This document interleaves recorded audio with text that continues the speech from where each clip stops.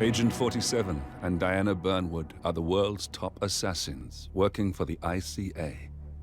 Unknowingly, they have been hired by a shadow client to target a number of operatives of Providence, a secret organization working in the highest echelons of power. Providence's controller, the Constant, approaches Diana and makes her a deal. Eliminate the shadow client and learn about 47's past. But when 47 discovers that the shadow client is Lucas Gray, his lost childhood friend, he and Diana switch sides to fulfill an old pact: destroy Providence. Together, they manage to capture the Constant, forcing him to reveal the identities of the 3 Providence partners.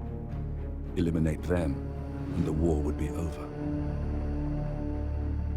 However, the Constant has an ace up his sleeve.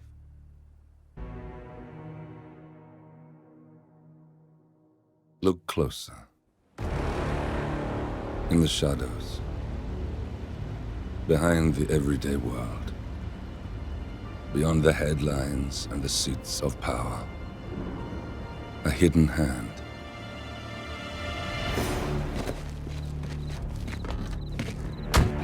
A kind of company known as Providence. To it, we were just assets. To use and throw away. To do the unthinkable. The unforgivable. And it never gave us a second thought. Until now. After decades in the shadows, we are fighting back. Me and 47. Much has been lost, but we are closer than ever. We trapped the Constant, Providence's chief controller, and finally learnt the names of its 3 partners. In their downfall, we lay the past to rest. And, just maybe, look towards the future. 47. It's time.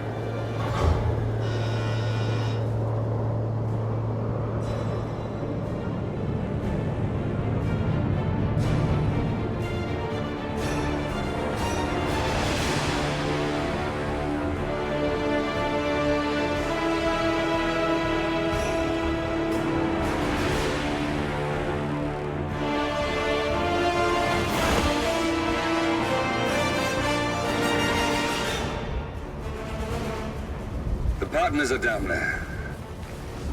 You know, I never planned this far ahead. You never do. I see someone got his memory back. Wait, is that a beacon?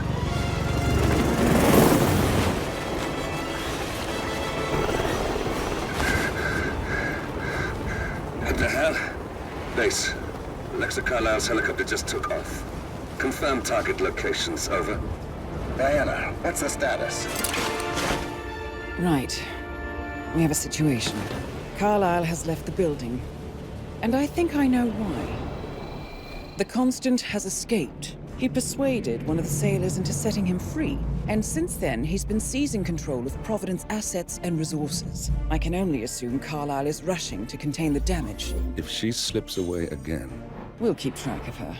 Make sure she doesn't. Meanwhile, the plan stays the same. Your destination is the Scepter, the world's tallest building where the partners are laying low, courtesy of their host, Sheikh Omar Al-Ghazali. Marcus Stuyvesant is 5th-generation old money. His family made its fortune in real estate and banking, and were at one point the chief landowners in New York. Carl Ingram is a powerful Washington kingmaker whose family grew rich selling gunpowder during the American Civil War, and later established a globe-spanning empire in oil, coal, and steel. Both families long since retreated from public view, but their quiet dominance endures to this day. Now, the partners likely suspect that we're coming, so Mr. Gray will infiltrate building controls and disable all electronic doors and elevators. Stuyvesant and Ingram are about to find They have nowhere left to run. Right. This is our moment, 47. Providence ruined our lives with the flick of a pen. Today, we return the favor. Happy hunting.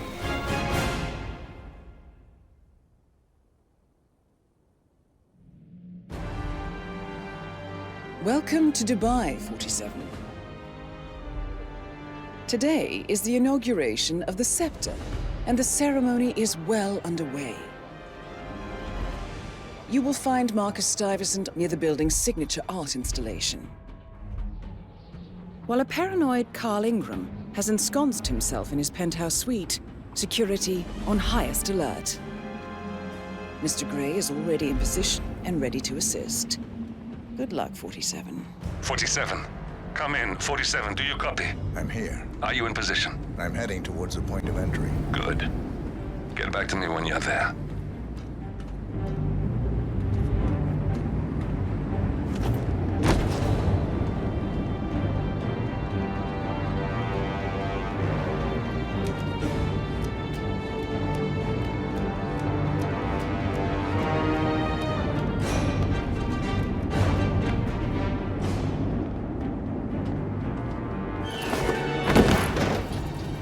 Locked. 47, use your camera and scan the lock, will you? I think I can override the Windows controls from here.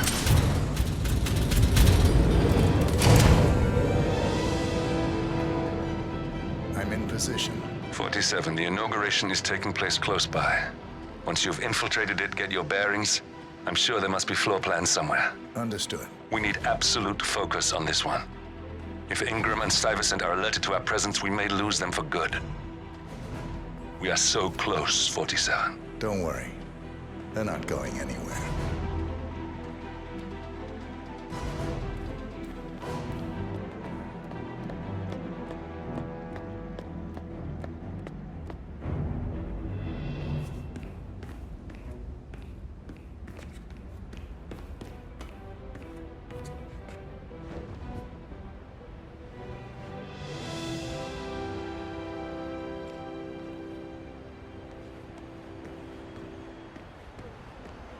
Welcome.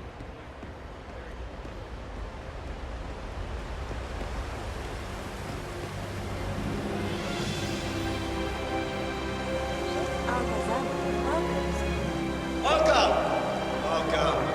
Hello. Good to see you. How lovely to see so many friendly and familiar faces here today. Now, this has been a dream of mine for a great many years. And as all of you know, I am from one of the less privileged sides of the respectable Al-Ghazali family. But with a small loan from my father, I soon built up a construction empire that was worthy of the great Al-Ghazali legacy. So, I would like to thank my cousins. Listen, I want to talk to the partners directly. Make them understand why all of this is happening. And that terminal gives me an idea. There's a server room near the Sheikh's personal reception. If you can gain access to it, we might be able to recover useful intel from it. We'll have to work together to hack the system, but it's our best shot.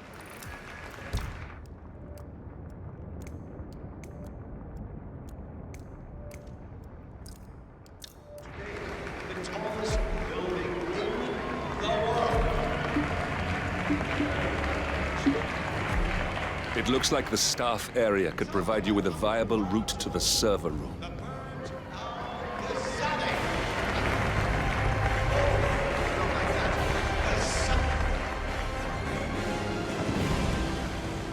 Now please, be my guests and celebrate. And thank you. There's a keypad lock on the doors to the staff area. One moment. All right, try this. 4706. There's quite a bit of security here. One moment. You ready for some more fresh air, 47?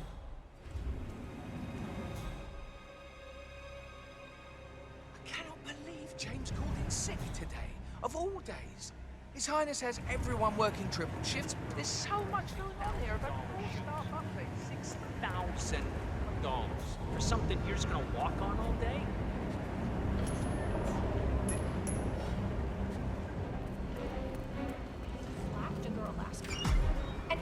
I think I can open that window remotely. Scan the lock with your camera and I'll have a try. Drawing blood.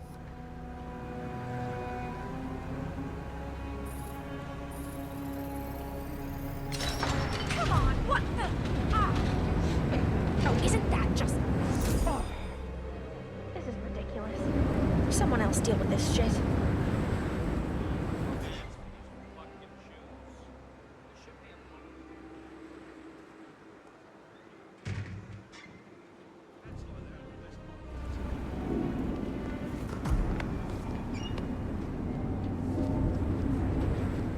Sheikh Al-Ghazali is reaching out to his worldwide network of lawyers and financial contacts, attempting to restore the lost power base of the Providence partners. If Ingram and Stuyvesant were asked to a meeting, thinking they'll be told of new developments, I suspect they'd jump at the chance. There's a lounge area at the top of the building. It can be sealed off for private conversations. If we lure the targets there, they'll be trapped.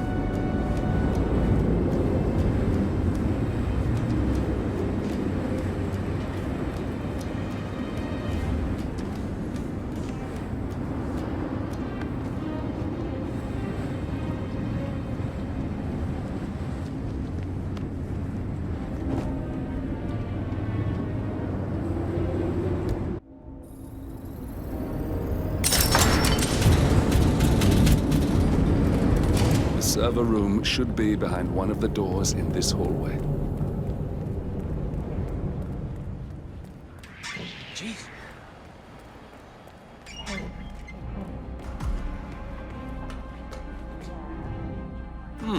A calendar function.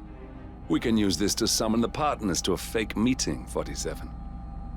All right, I'm no hacker like Olivia, but I think you need to pull one of the racks here to gain access to the terminal. Damn it. A silent alarm has been tripped. Security is on its way. Hide, 47.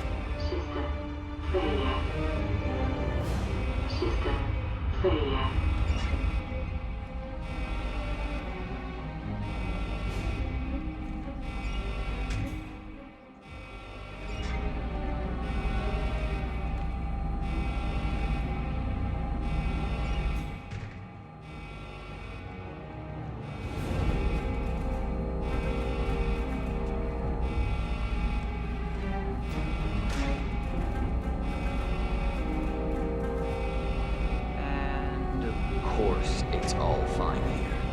Oh, I hate this system already. System online. Yes, sorry about that, 47. Let's try again, shall we? I think I've got it. We'll need a keycard to gain access. Someone in maintenance should have one we can borrow for a spell.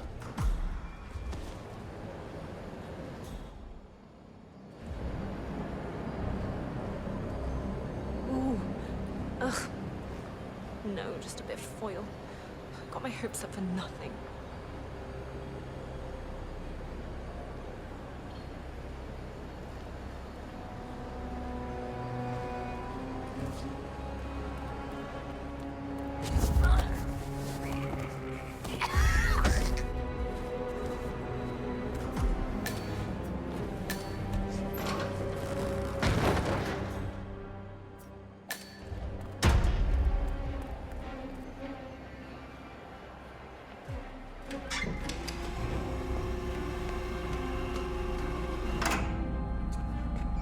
Well, that must have done something. Can you see anything different in the room?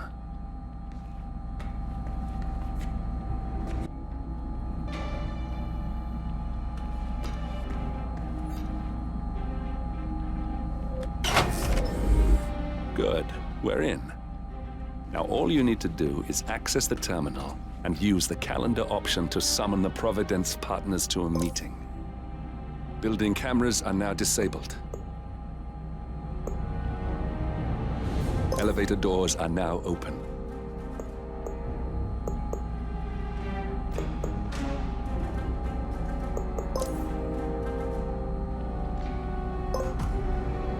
Good work. The meeting has been booked. The partners should be moving up here shortly. Looks like the lounge can be sealed off for private conversations. Handy. Excellent. I see the partners moving. You should join their meeting. Time to end this, 47.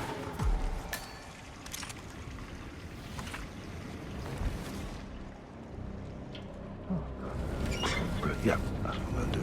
That's what I'm gonna do.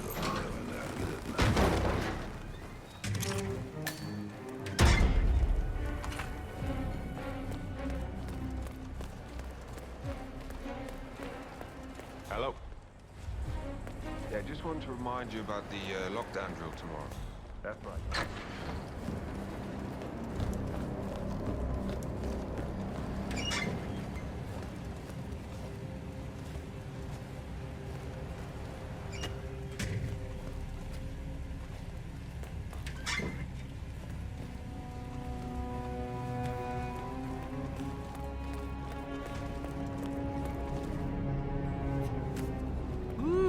Someone's all kitted up.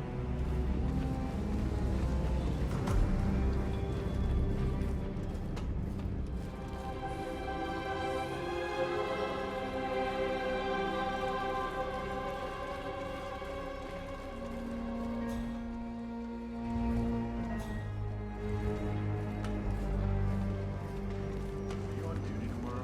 Yeah. Why? I just wondered if you got the briefing on the lockdown drill tomorrow? I got it. I'll get issued one tomorrow morning. You know how it works? Because I don't. It's easy.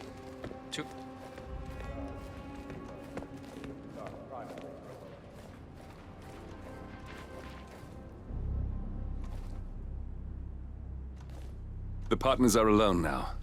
I'll activate the panel controlling the room's security features. When you're ready, use it to start the show.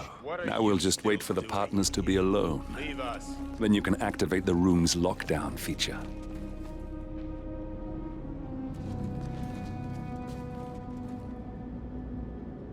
I told you to leave, didn't I?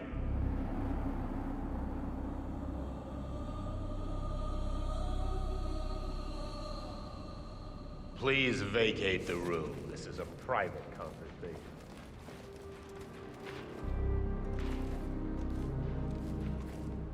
Where is he?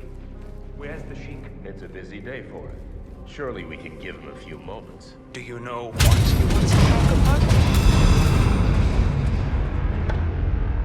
What's this? Carl? Did you do that? I certainly did not. I have no idea. We need to get out. Where's the security panel?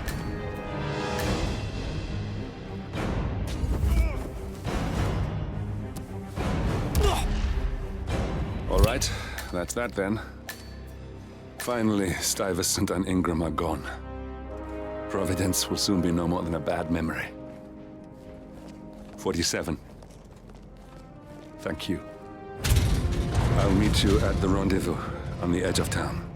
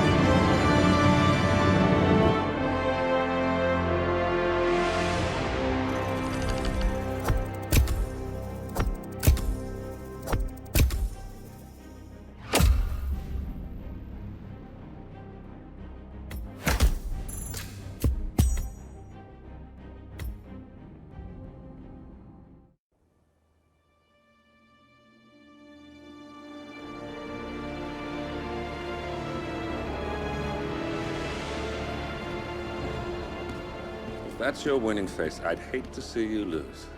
We underestimated the Constant. Yeah, he's a glorified desk clerk. He's not just after the money. He wants it all. We caught him once, we can do it again. And, well, we're not the ones who let him escape. You still don't trust her. I don't like executive decision makers. Look, you don't have to follow her, you know? Soon, this will be over. Maybe it's time to think about the future. You have to face the possibility that there's no going back. If the ICA knows what you did... She'll make it right. She always does. We have a fix on Carlisle. Come on. We've got a plane to catch. I hope you like the rain, 47.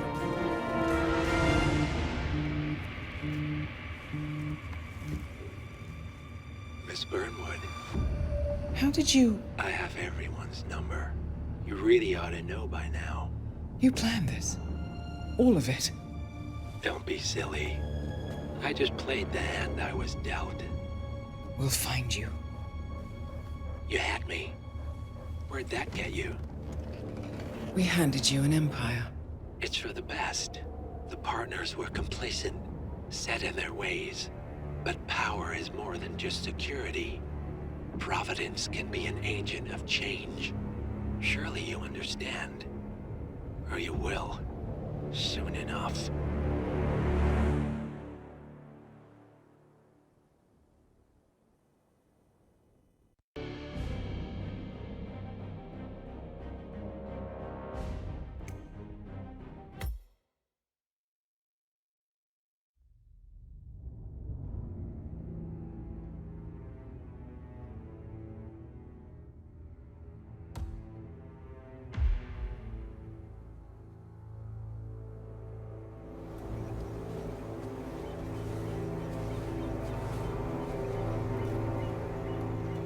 She came home.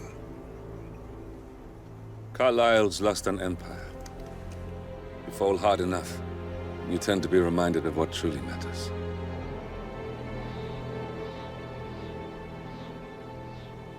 So, the end of the line. You ready for this? Are you? Who will you be, without a score to settle? I guess the world's most wanted fugitive will have to do.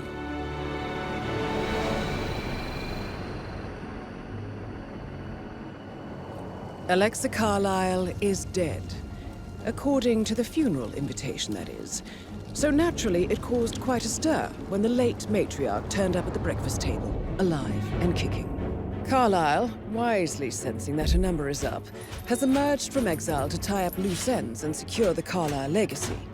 She may be a monster, but you have to admire her due diligence. Carlisle descends from an ancient line of warrior aristocrats. Her great-grandfather made a killing in the Second Opium War and established an empire in shipping, railroads, and newspaper publishing. While largely unknown to the public, the family still asserts its quiet dominance over global transport and logistics, media, and technology. Most senior of the partners, Alexa Carlisle, is cold as ice, tough as nails, and sharp as a razor. Incidentally, it was her late father who first brought the three families together after the end of World War II at this very house, meaning that this gentleman is the birthplace of Providence. It began here, and it ends here. Talk about poetic. One more thing.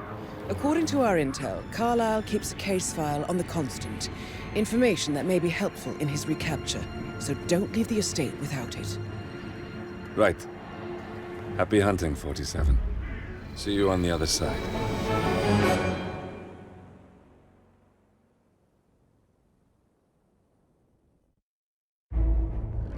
Thornbridge Manor. The Carlisle family's home for countless generations.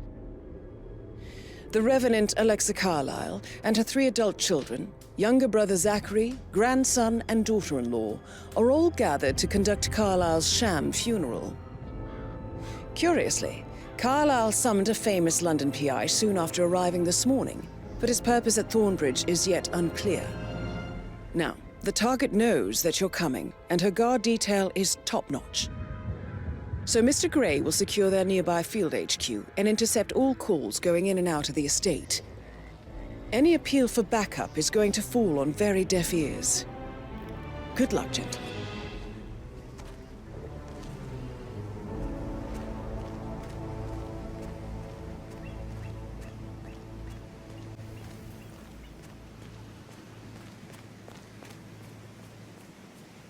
This is a private area, sir.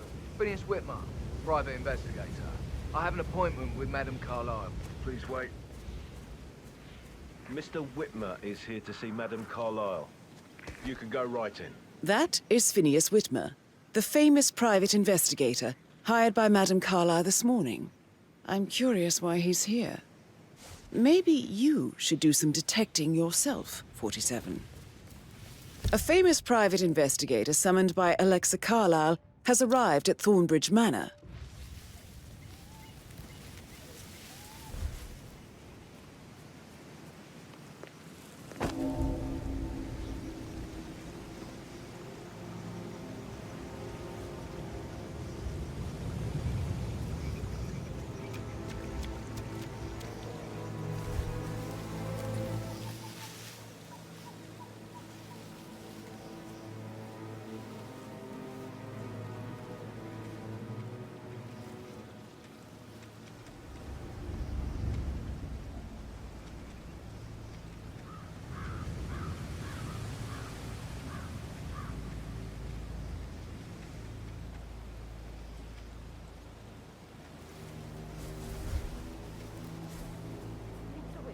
God you're here.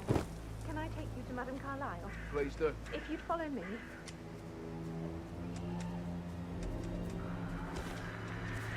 What?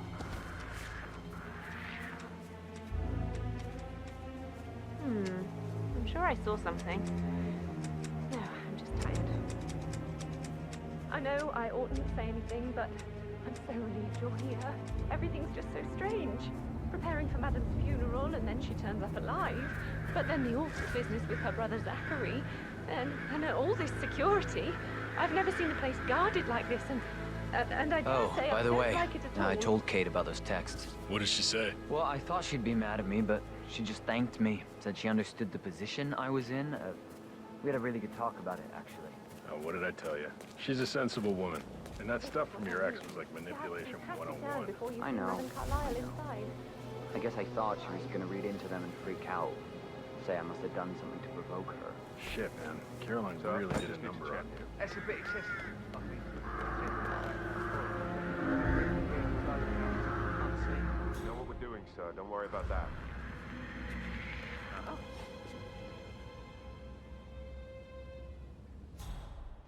I could have sworn.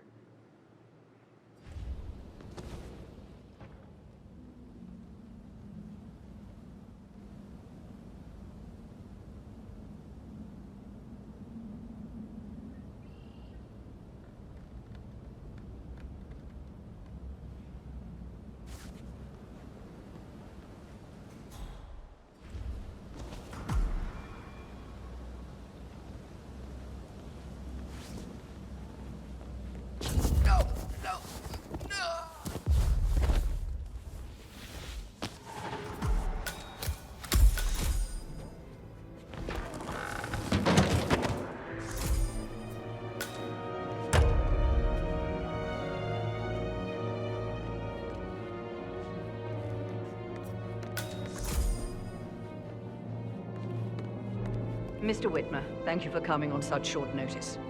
A great tragedy has fallen upon us, and I need a quick resolution, handled with absolute discretion.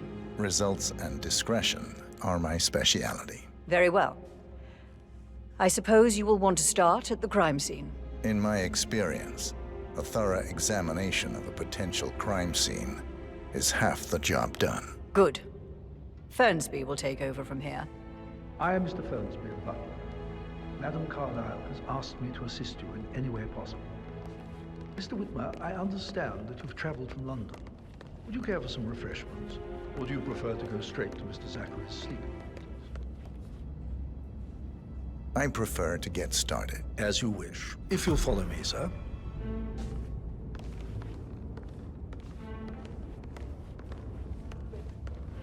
I feel obliged to point out that current affairs surrounding Madame Carlyle are of a delicate nature.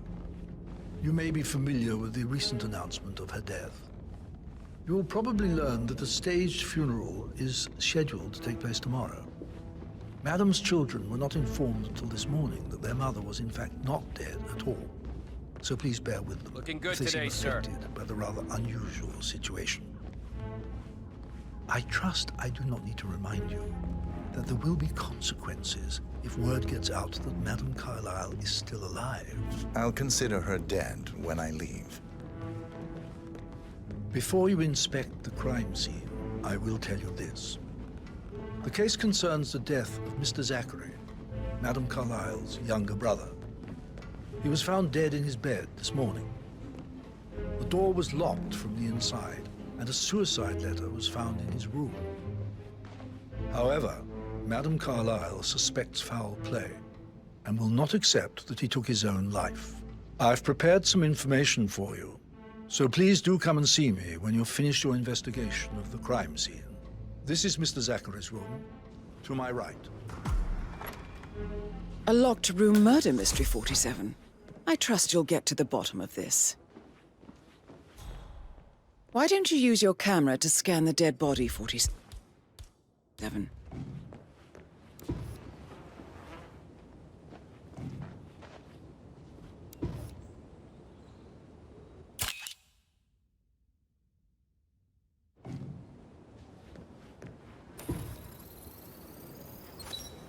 Throat markings indicate a rare, short-lived plant poison killed him. Spread shows time of death at around 10 o'clock last night. You do know your poisons, 47.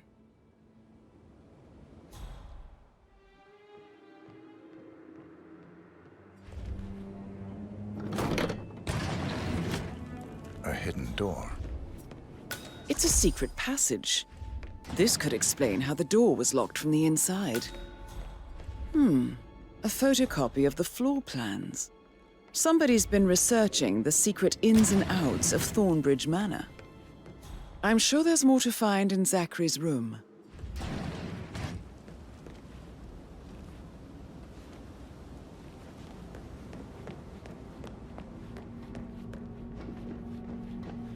Hello, sir.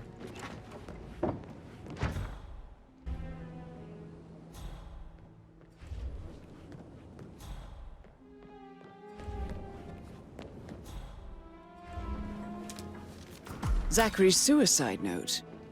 Also, a sample of handwriting. It could be relevant to compare to other samples to establish its authenticity. I believe you've done a thorough search of the crime scene, 47. Maybe it's time to see the butler. I'm curious about the information he's prepared for you. Zachary was shopping for new Wellingtons last night. Not exactly what you would expect from someone suicidal.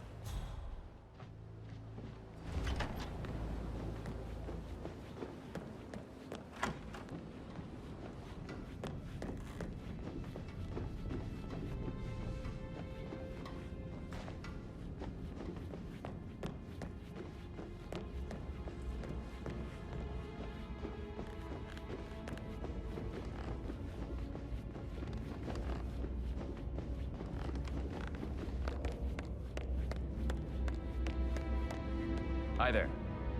Mr. Fernsby, I'm done with the crime scene. Did you establish a time of death? Zachary died around 10 o'clock last night. Well, that means the staff were off duty. And Madame Carlyle and her security didn't arrive until this morning. That leaves Madame's family and myself as the only persons here when he died. And before you ask, no, I do not have an alibi. I was alone in my office at the time of death. Here's the material that I've prepared for you. It's a list of the possible suspects and their quarters. Hopefully that will help you keep track of your findings. Please come and see me when you've solved the case, and I will take you to Madame Carlyle. This is very useful information, 47.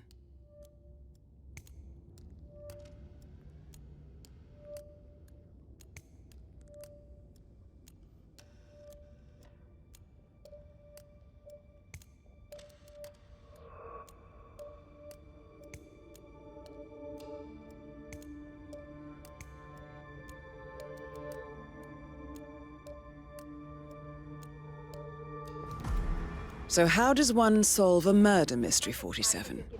Motive, means, and opportunity, I believe.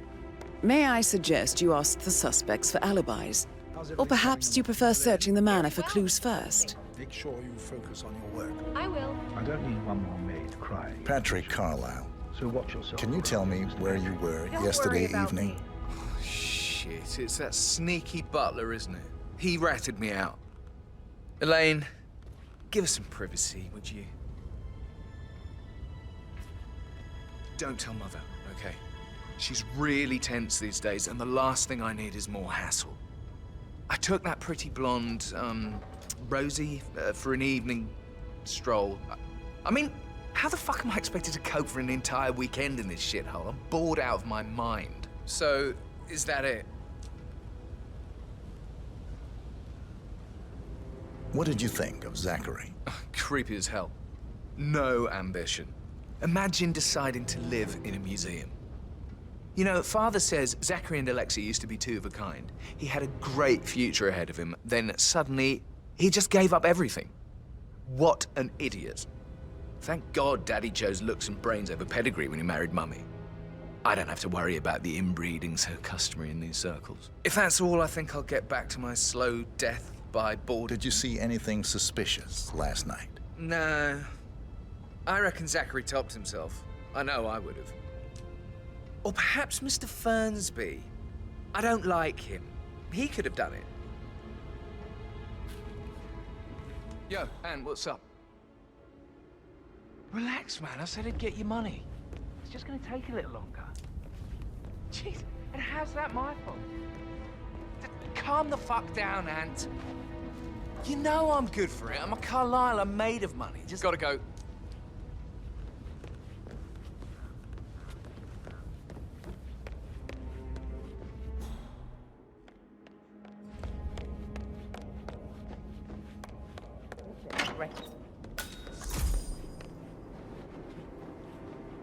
Gregory Carlisle, can you tell me where you were yesterday evening? Oh, you're wondering about my alibi, Mr. Detective. Well, I left Thornbridge around 8:30 for a pint with Edward. I wish I hadn't. Quiz night at the inn. On the other hand, staying here with Zachary, my obnoxious sister, and the wife sporting another one of her headaches would have been a fate worse than death. The short of it, Zachary was very much alive when we left.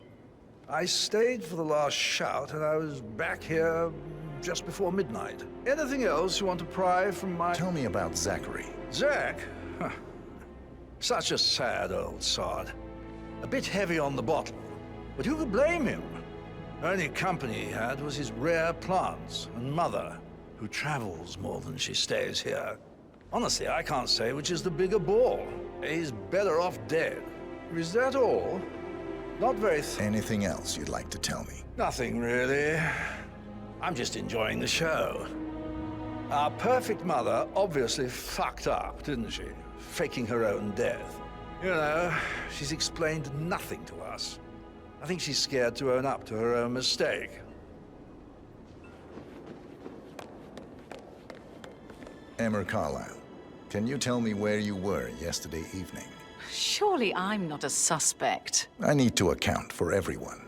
Well, I spent the evening with my family, but I got an awful migraine and had to take to bed. Everyone can attest to that. I believe I went up when the boys sat down for a drink around 8 o'clock. Anything else you want to know? How did you feel about Zachary? I might as well be honest. His presence was always awkward. But how do you have a meaningful conversation with a man who only cares about plants? In my opinion, Alexa bears some responsibility for how this ended. She supported his self-limiting behavior by letting him live here. Is that all? Have you noticed anything else out of the ordinary? Nothing special comes to mind.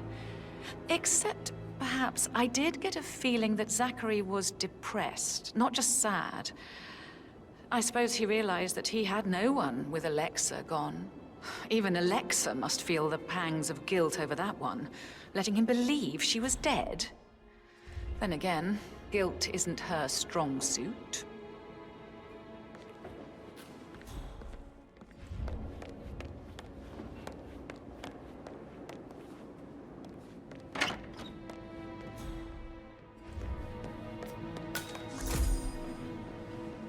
Professor Edward Carlyle, can you tell me your whereabouts for last night? Oh, yes, this dreadful business with Zachary.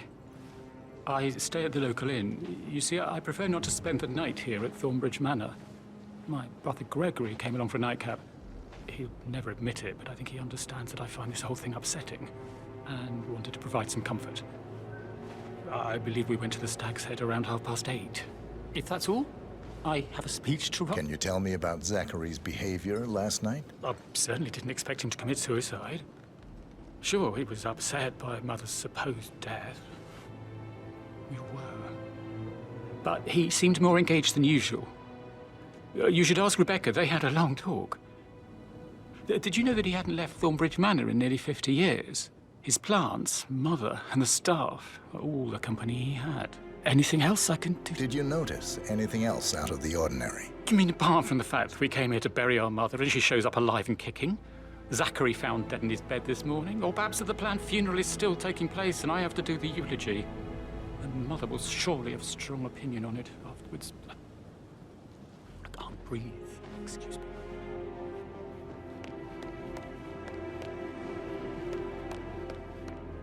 You always led by example rather than one word.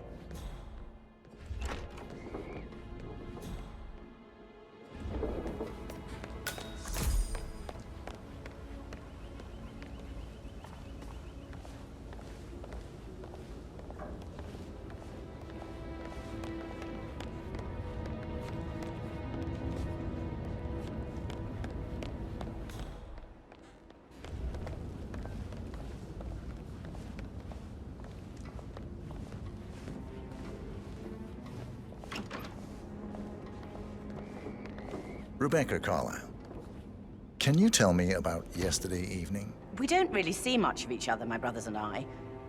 I suppose it takes our mother's funeral to bring us together, and even then, it's not like we sit on each other's laps. Now, let's see. Patrick, Gregory's son, disappeared straight after dinner.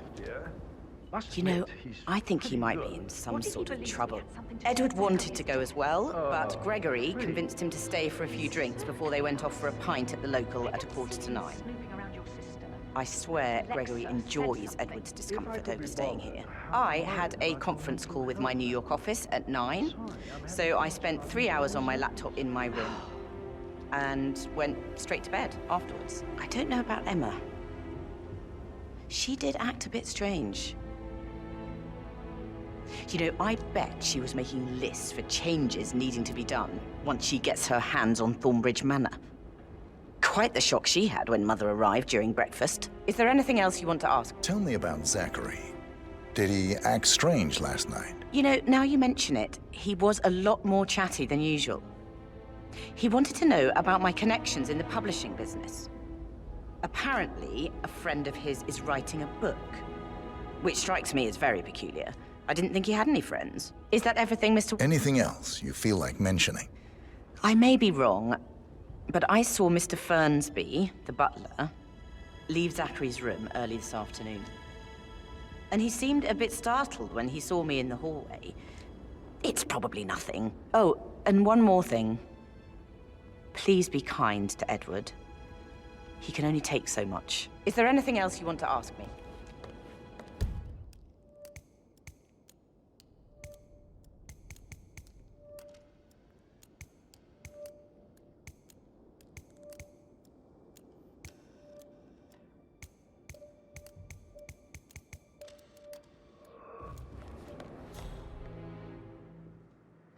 Hey, how you doing?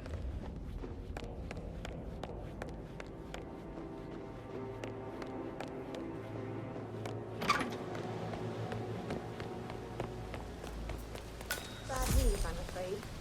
We don't have any extra fuses. Ethel looked everywhere. You've got to be kidding me. No power, no portrait. Oh, Madame Carlyle will be furious. She expects the family photo to be done any moment now.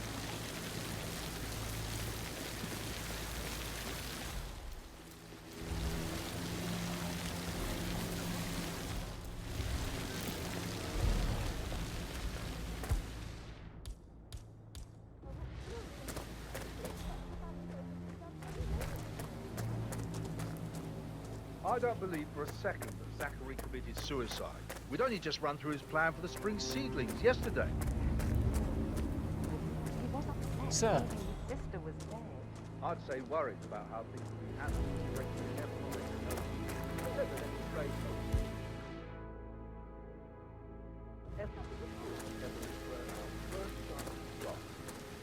Now we'll never know. Oh my, you're taking this hard, aren't you?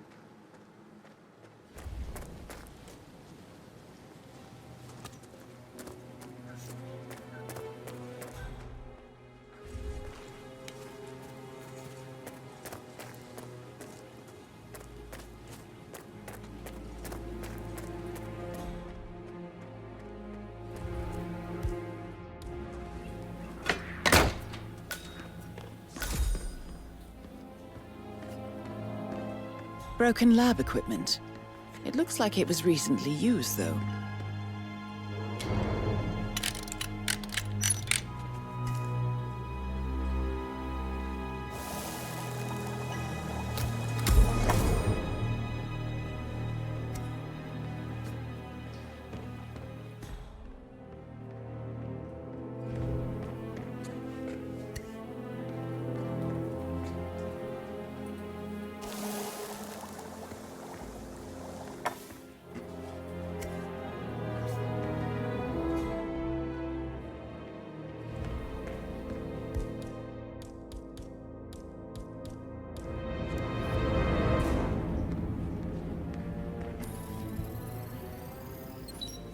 This is a table showing lethal dosages for the poison used to kill Zachary. Something is circled, 47. Female, age 65 to 79, 60 to 64 kilograms. I'd say Madame Carlyle is next in line for a poisoning.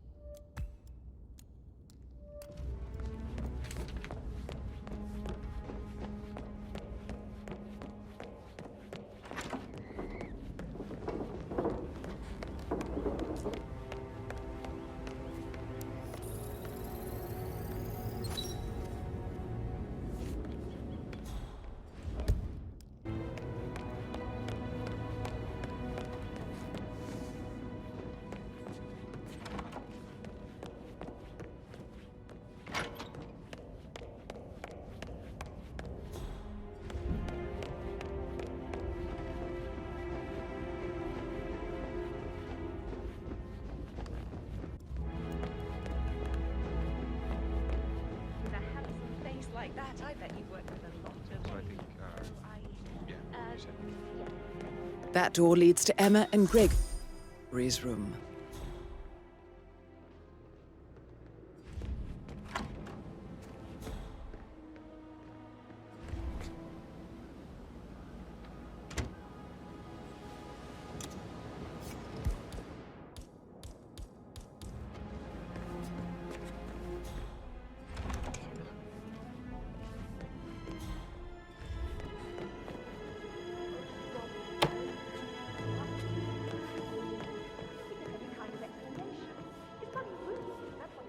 Hello, sir.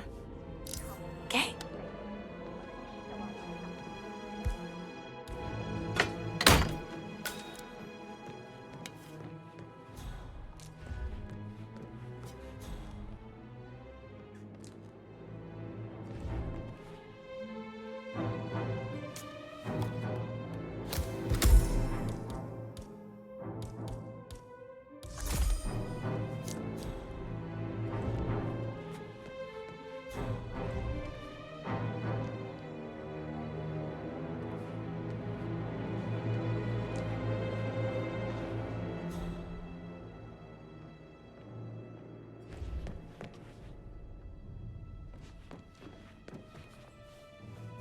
Now this is interesting, 47. A letter from Emma's mother stating that Emma is the illegitimate child of Alexa's late older brother, Montgomery. And listen to this. She claims to have witnessed Alexa and Zachary murder him. The plot thickens. A keychain pendant for the greenhouse. What's that doing in Emma and Gregory's room, I wonder? And why is the key missing?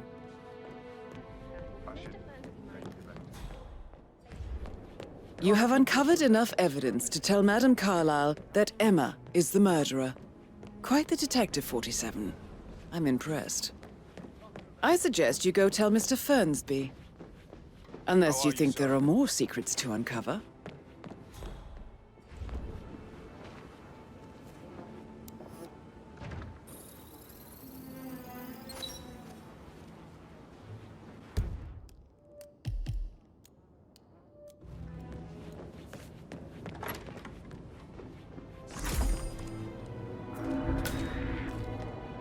Jeez.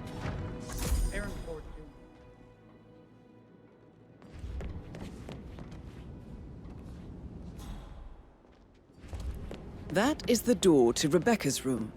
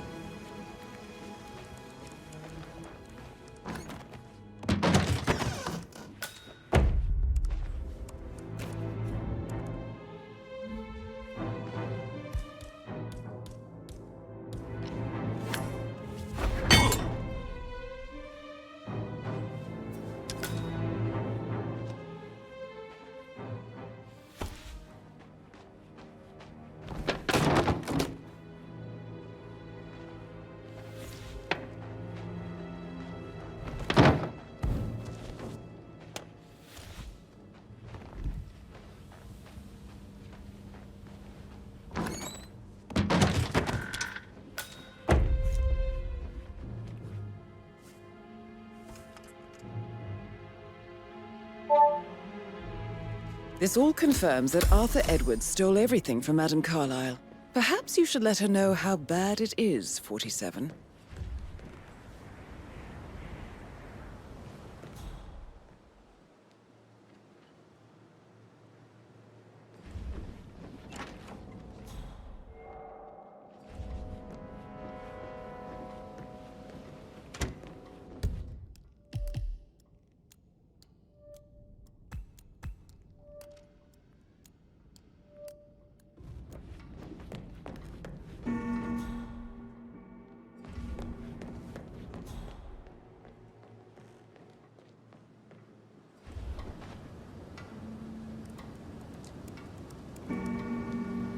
I can see from the log that Rebecca was in a conference call from 9 p.m. to midnight last night.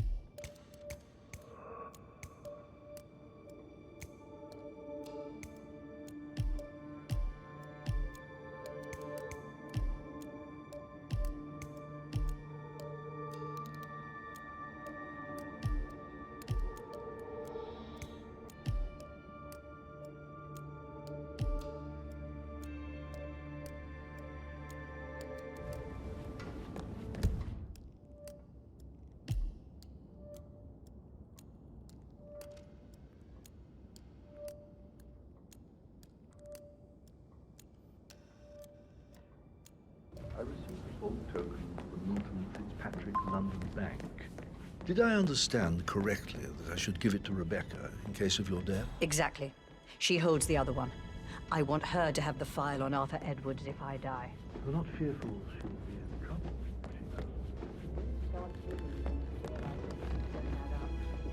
Inevitably getting her in trouble. I'd rather she knew she's up there.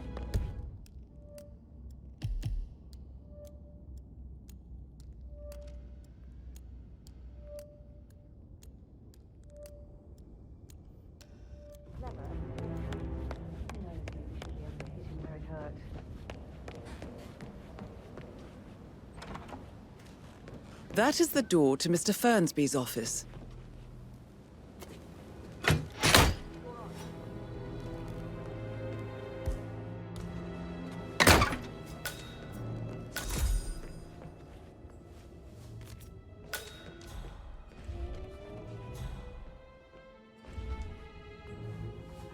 Painkillers. Lethal if you use enough of them. But not the poison used to kill Zachary. Of course, Madame Carlyle doesn't know that. Are you considering to frame the butler, 47? Zachary's diary. This is big. He was about to confess to the world that he and Alexa murdered their older brother Montgomery 46 years ago. And apparently, Mr. Fernsby helped make the murder look like an accident. And 47, the handwriting doesn't match the suicide letter in his room, proving he didn't write it himself. But he was such a gentleman. He gave me his coat and all. Rosie, you need to forget about Patrick. No good's gonna come of it. Stick to your own kind. You mean like Chris? He treated me like shit. All he wanted to do was play his stupid video games, never any romance. I deserve romance.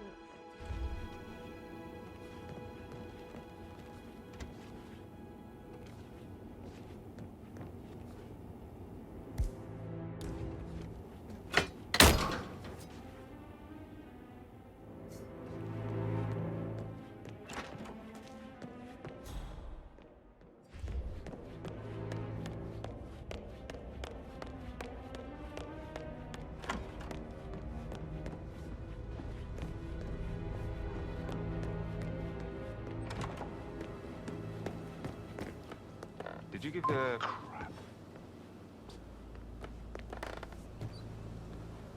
Did you give the Fitzpatrick token to Madame Carlyle's daughter? Rebecca? Yes. She's insistent, that one. She kept asking all kinds of questions. Who had the other one? Why I gave it to her, that sort of thing. You did make sure she didn't see you give the other one to the butler? Oh, of course.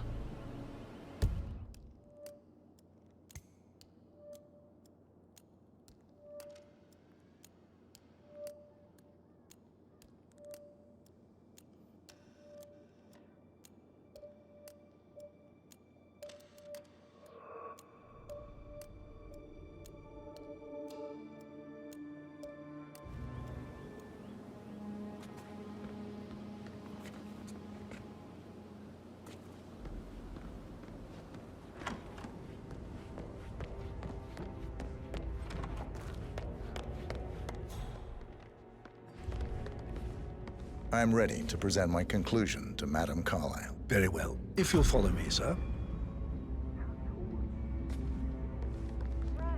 good, looking good.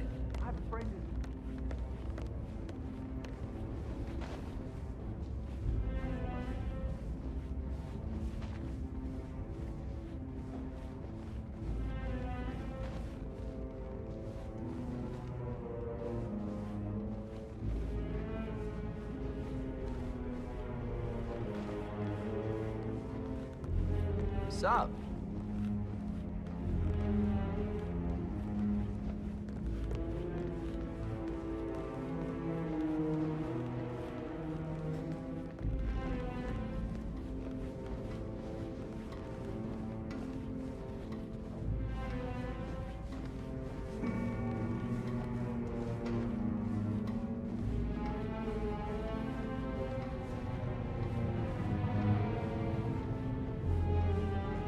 How are you?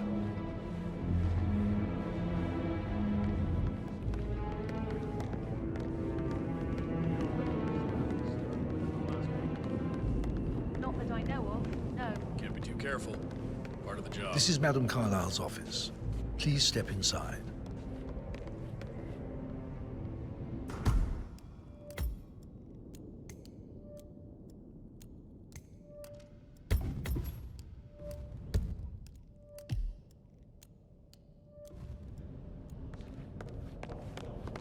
I can't forget his eyes.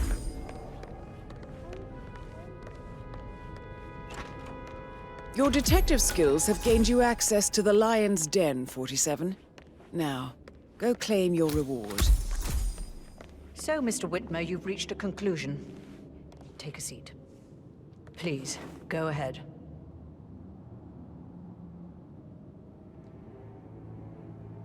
Your niece, Emma Carlyle, murdered your brother Zachary. My niece? Emma is not my niece. She's my daughter-in-law. And your niece. Emma is the illegitimate child of your late older brother Montgomery, who you and Zachary killed 46 years ago. That's preposterous. You asked me to find out what happened to Zachary. Would you rather not know? No. No, go on. I found a letter from Emma's mother, Jane, who was the fiancée of your older brother at the time of his death. She witnessed how you and Zachary pushed him off the balcony. She believed you did it to steal the Carlyle empire from her and her unborn child. And she raised Emma to reclaim what she lost, marry your heir, Gregory, get revenge, and secure the Carlyle empire for her bloodline generations to come. Emma is the daughter of Montgomery and that local girl, Jane. She is. Well, the girl got it wrong. I didn't steal anything. I did what was necessary to protect the future of the Carlyles. Montgomery wasn't cut out to take over from father. All heart and no balls. Emma used the funeral gathering to speed up her installment as the lady of the house, seizing the opportunity to stage Zachary's suicide. She did her homework, used a poison made from one of Zachary's rare plants, found old floor plans from Thornbridge Manor to gain access to his room through a secret passage. That scheming bitch. More than you think. I found proof that she will try to poison you next. Well, I'll have to take care of that. Thank you, Mr. Whitmer. You have not disappointed. I promised you I would reward you generously if you solved the case. So, what do you suggest? I want the file you have on Arthur Edwards. Edwards, the Constant. But how do you... Oh, I see. I expected you might show up. But to kill me, not help me. But I've been wrong on so many things lately, so why not this one? I will give you the file on Edwards. You've earned it. I don't suppose I could convince you to deal with my daughter-in-law now you're here. I would like to see her dead. No? What a shame. I'll have to see to it some other way, then.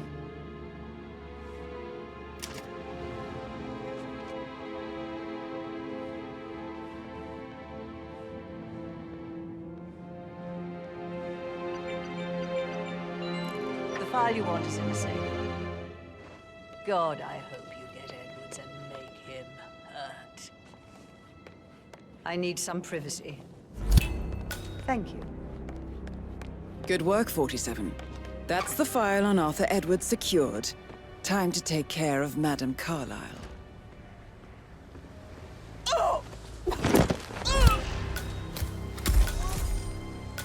Mission complete. Well done, 47.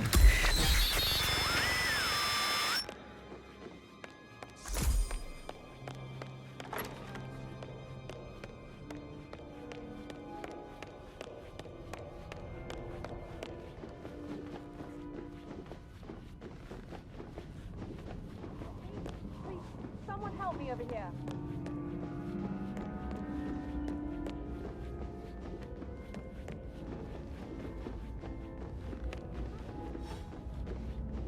Bad things going on.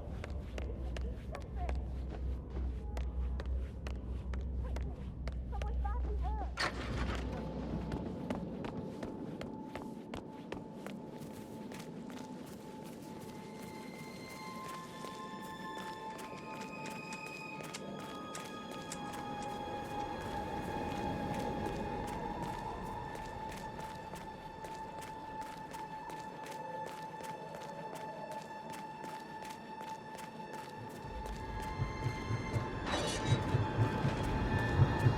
47. They're everywhere. Go, get out! It's the Constantine.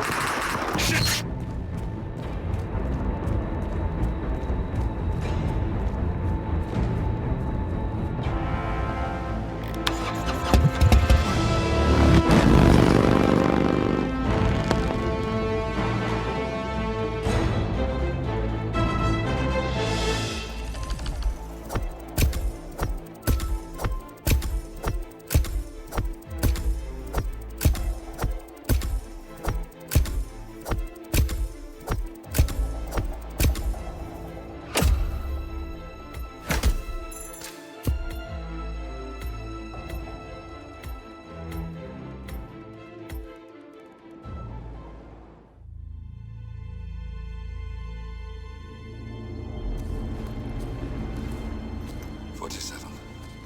Don't respond, just listen. Diana can't help you now. You need to find Olivia. She will know what to do. I wish there had been more time.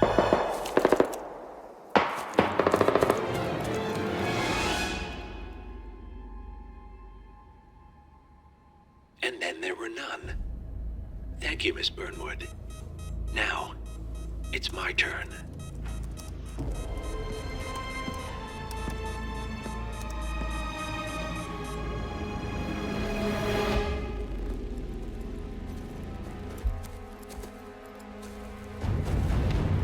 Stay down. Boss wants you alive. Yeah? How about now? Over here! Cover me!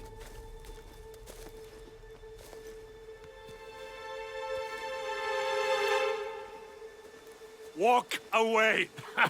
Or what? You gonna take us all on?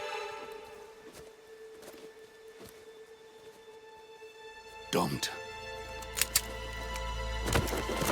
Tell the Constant to start running!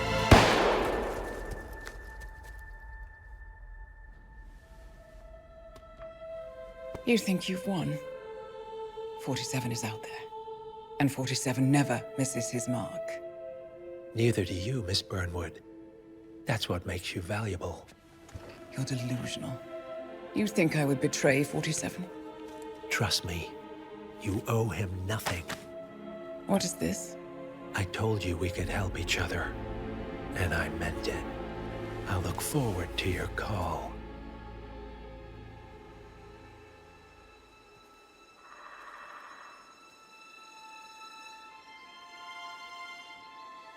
Gray is gone. Go to Berlin and stay out of sight.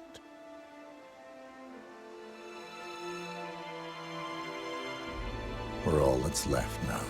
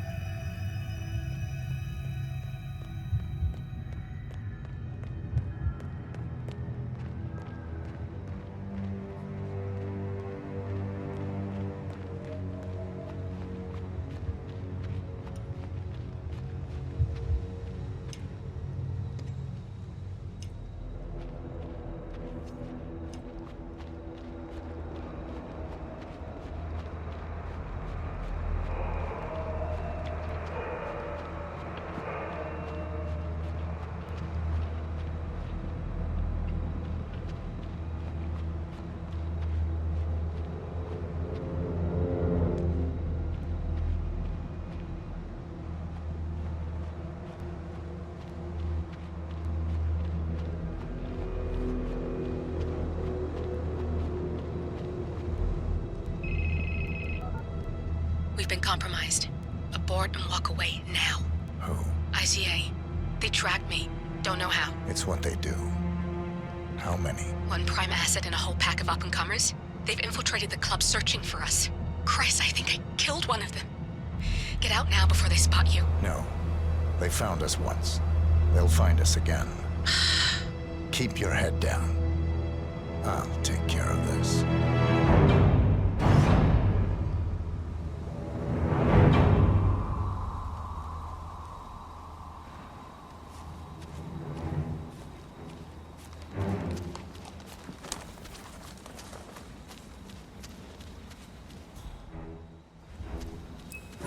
It's me. You copy? Come on. I can hear you. Reception is so bad. No, I haven't seen so much as an owl out here yet. Agent Price. No, I wasn't trying to sound overconfident. It's dead out here, Zhao. I don't think I could miss him if I tried. Yeah, I'll let you know. Unless the reception still sucks. Shit. Lost her.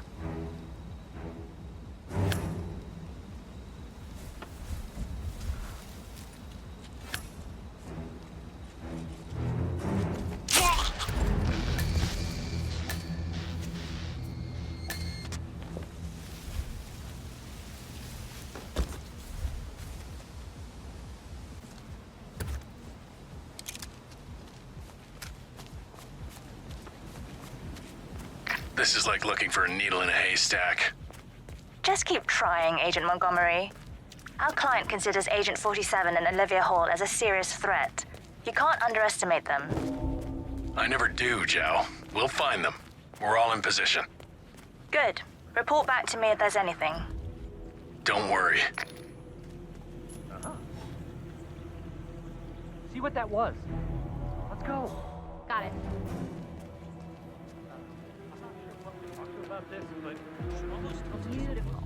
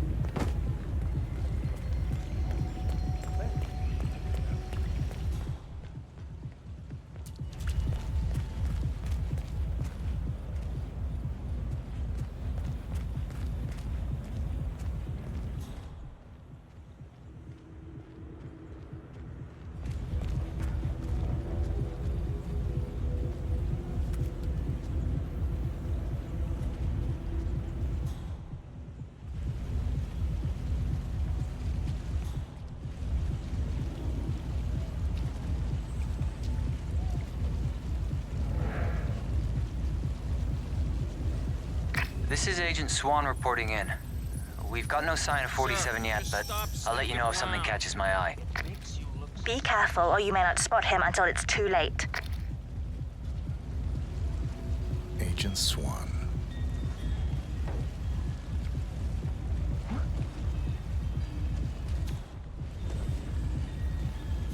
Dude, you know that's very suspicious behavior, right?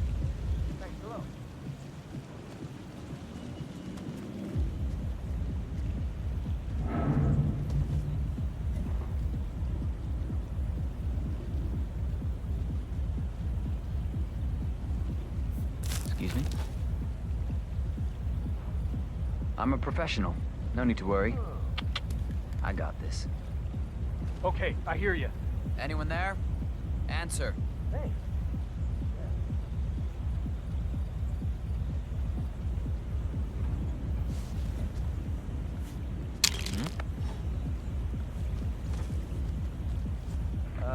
Got some strange noises here. Looking into it. Over.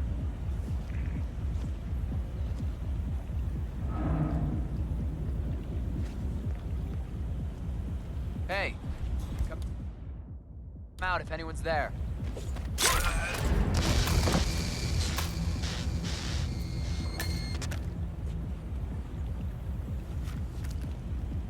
That's one. Are you still there?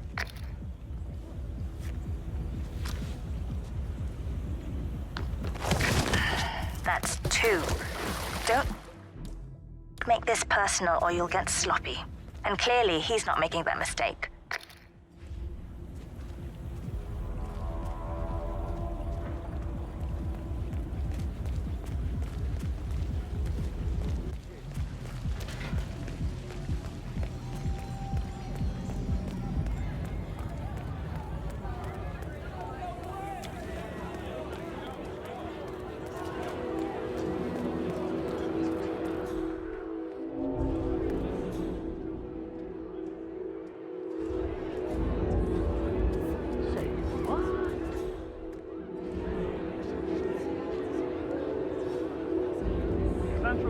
Some crack is hauling something around. Checking it out.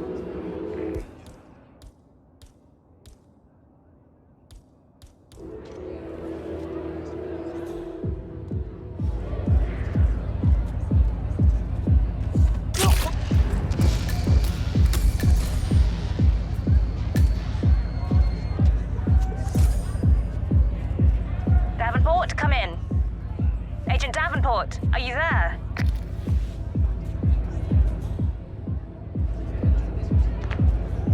We've lost a third.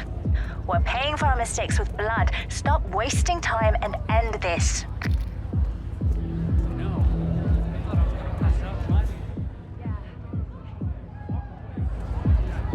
What a fine day, sir.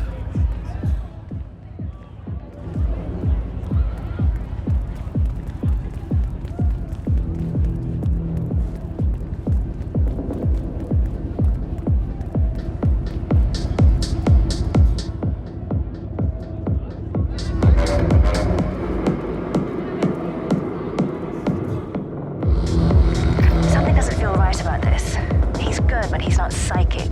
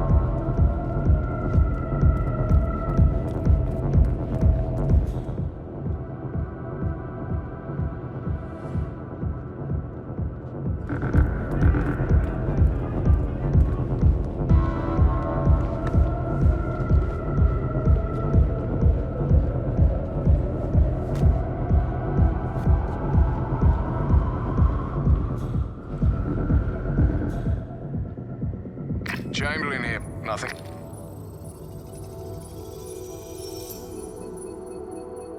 Agent Chamberlain.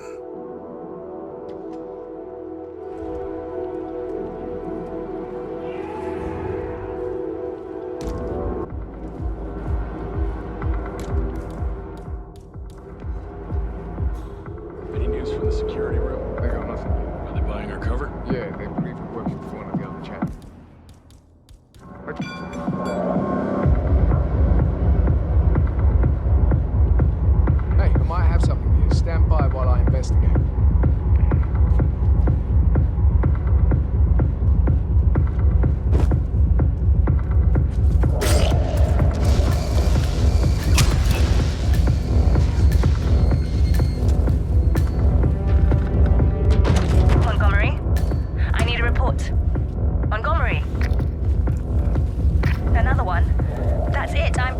bug. Get out of there now.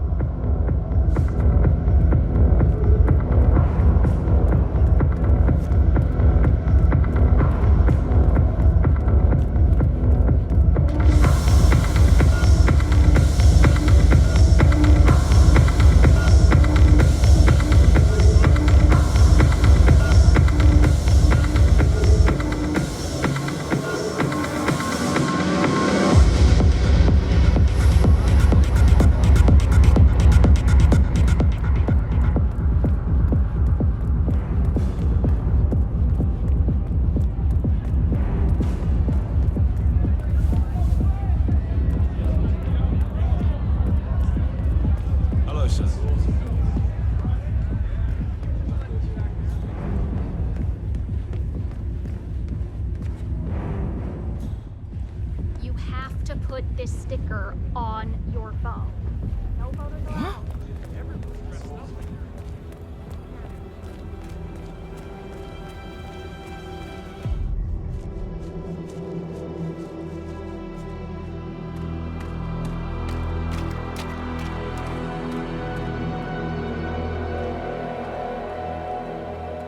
We're clear. You killed all of them? They got my message. Where are you? Diner. Up the main road. On my way.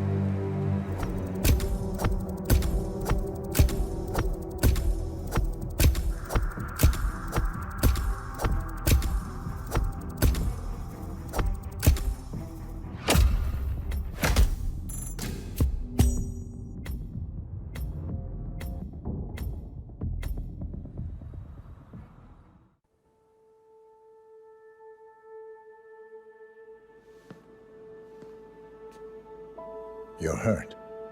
You should see the other guy. Never killed nobody before. What you did back there. You really are all Gray said you'd be. 47. He didn't suffer, did he? He made it count.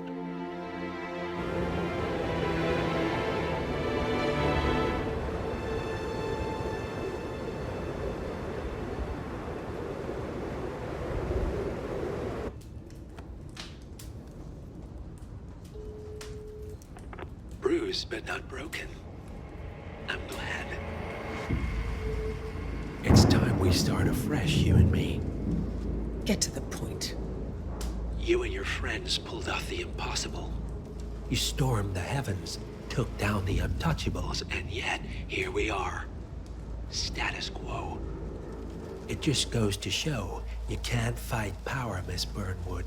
Power never dies, it only changes hands. The best you can do is Claim it. I never cared about power. Power is a tool, Miss Burnwood. It's the thing that gets you to the thing. As the next constant, you can be the agent of change. Transform the system from the inside, or be transformed by it. No risk, no reward. I'll need to think about it. No, you won't. The real question is, what will you bring to the table?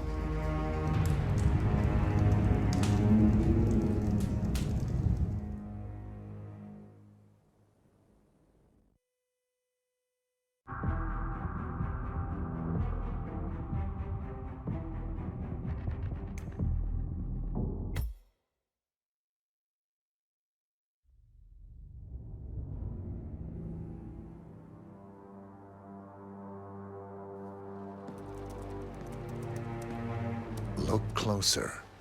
I'm telling you, the file is trash. The Constant doesn't so much burn his bridges as blow them up. Arthur Edwards, whoever he was, don't exist anymore. His personal data somehow deletes itself from any system that records him. Way beyond advanced. The partners spared no expense to make sure their controller would be untraceable. How untraceable?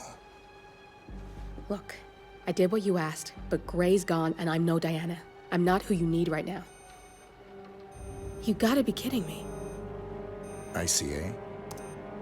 I used every encryption known to man. Who are these guys? The best. It's only a matter of time before they get lucky.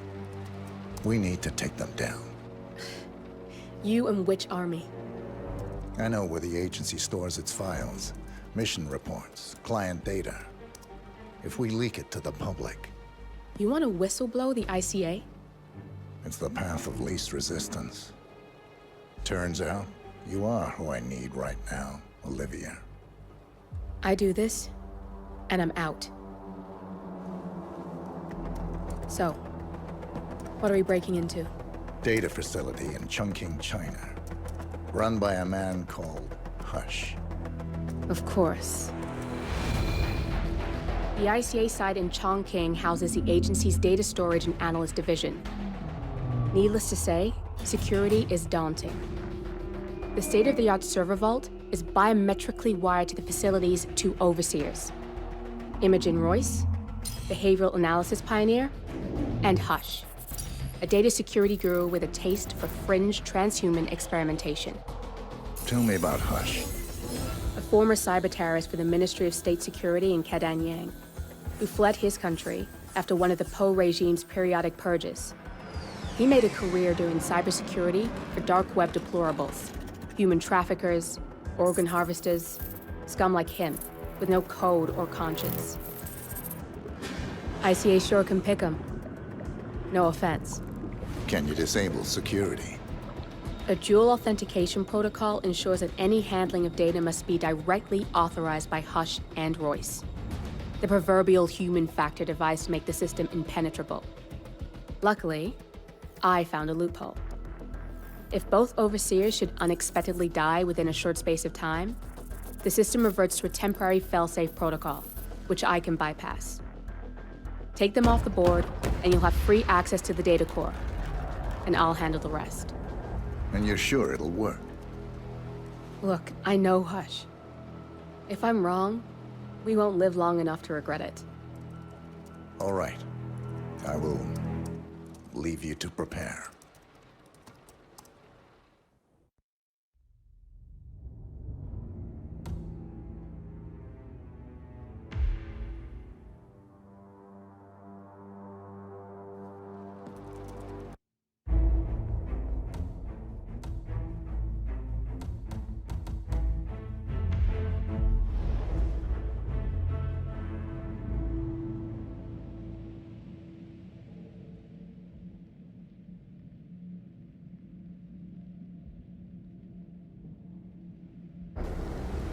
Chongqing, China. This city is Big Brother's wet dream with more than 2.5 million cameras covering 15 million people. Privacy is a four-letter word in this place. It's pretty ironic that a cloak and dagger organization like the ICA keeps its most valuable secrets here. You'll find Hush conducting his fringe experiments in an abandoned apartment building, while Imogen Royce, the archivist, runs the day-to-day business of the ICA data facility. I just hope you know what you're doing, 47.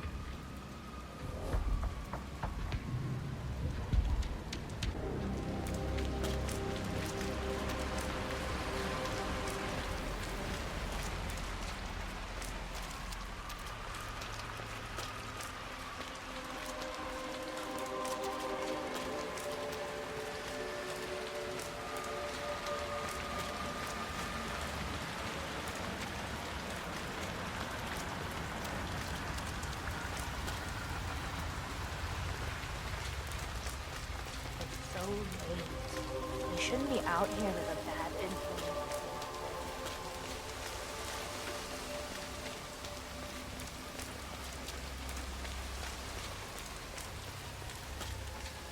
Ah, my knee is so sore. Like that. I fell over.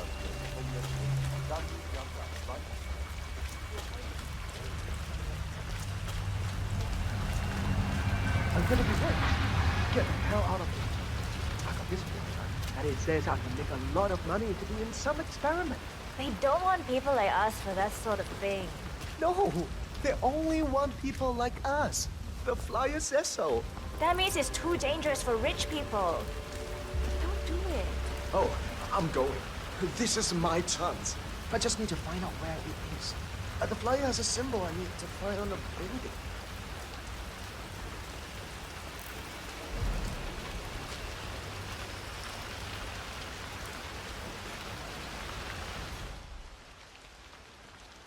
I'm gonna get an umbrella when I'm rich. And boots. Sit up.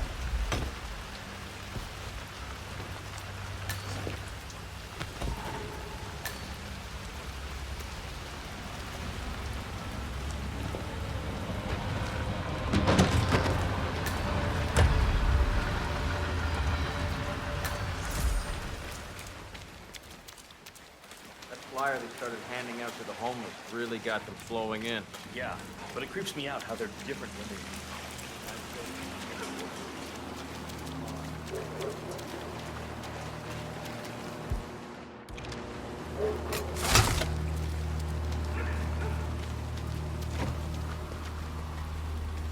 Hi there. Let's get you out of the rain, shall we? Hey there. Frisk you first. Oh. I'm sorry. I thought you were someone else.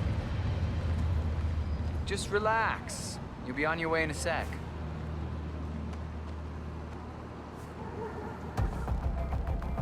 All right. Follow me. Good job, sir. Thank you. God. What's that smell? It's you. Oh, how can you stand it? Your clothes are so filthy, I can literally taste the stench. When did you last change your outfit? Seriously. I change my clothes all the time. Yeah, I bet you do. It's in there. Go take a seat. They'll get you and the other guys to sign up. Full compensation for the above mentioned is part of the agreement when signed, and you waive all future rights to seek further compensation. Yes. Who would you like to benefit from the proceedings if you yourself are incapacitated? Would you excuse me?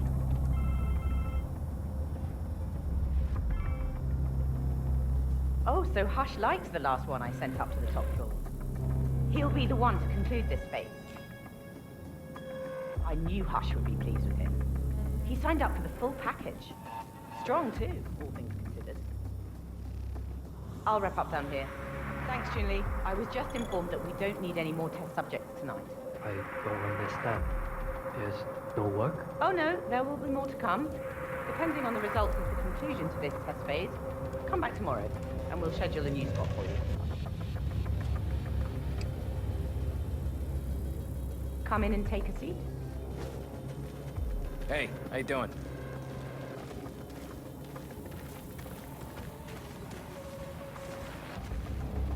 I'm sorry to inform you that we have all the test subjects we'll need for tonight. But you're welcome to fill in your information now and come back tomorrow. A guard is waiting outside the door. He'll escort you out of the building when you're done. Help yourself to an apple. For your trouble. I do need my vitamins.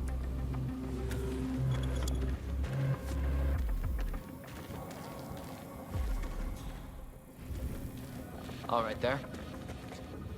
Okay, follow me.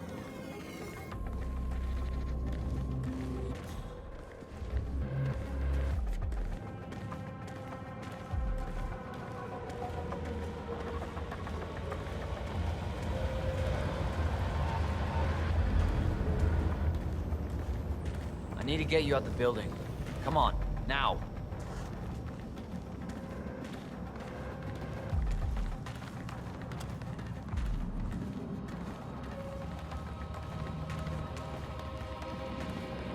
Excuse me? We don't need any more subjects today.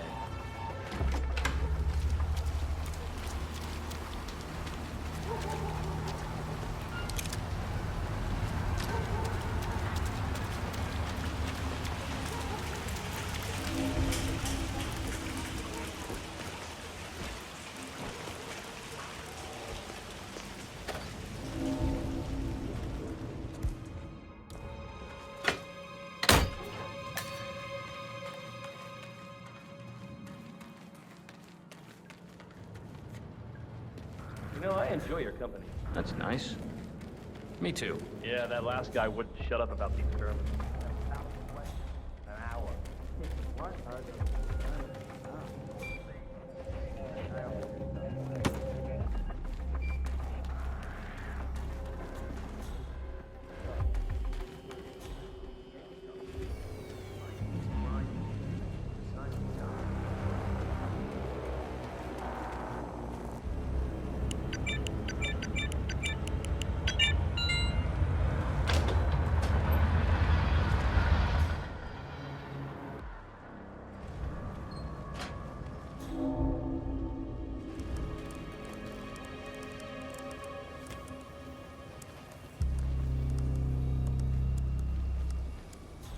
Hush needs to take a break once in a while. I mean, I never see him meet you. Whoa.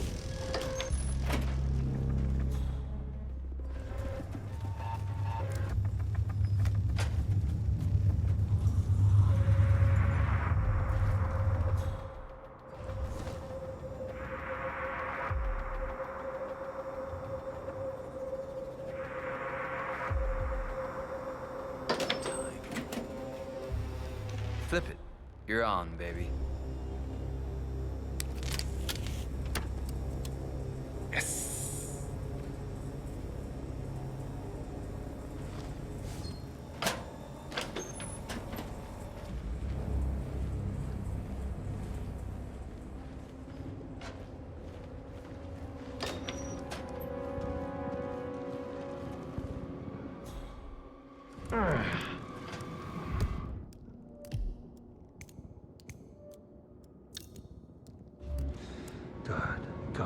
Good. Don't get too excited, Hush.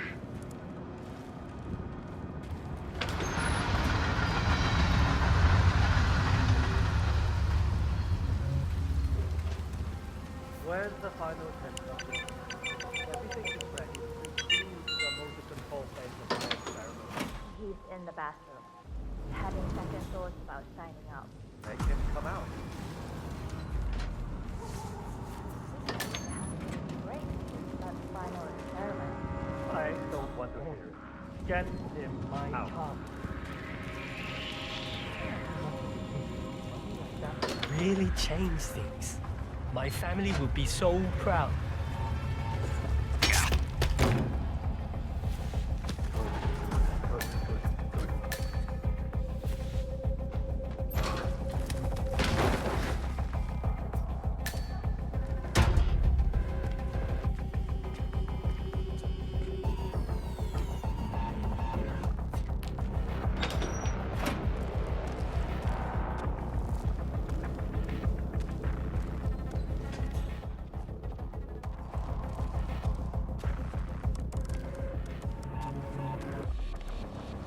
I'm ready to experiment. Oh, good.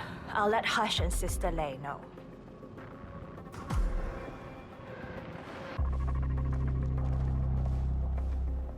You're done for now. Come on. Right. I'm so glad you decided to go ahead with it. You know, you're gonna be a part of something truly amazing. He's a genius, Hush. He's ready for you, Hush. He looks strong. Good. A good specimen to conclude this phase. We'll get started when Sister... So, the test subject came to his senses, I see. Good. Sister Lei, yes. We're about to perform the final test of this project phase.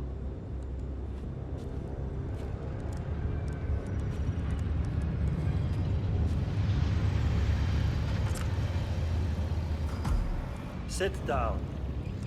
One-on-one with Hush 47. Make Ready him when hurt. you are. Junli, let's start at 100% signal strength. No. I mean, no, there's no need. The subject is clean, cooperative. I was thinking 25% and then adjust if necessary. 60% is minimum. We'll get no motor control below, and I'm not wasting my time. But... 60. Log concluding experiment H109 initiated. Run calibration 60%. Signal strength 60% confirmed. H109 initiated. Load suggestion. Motor control. 44.1. Execute.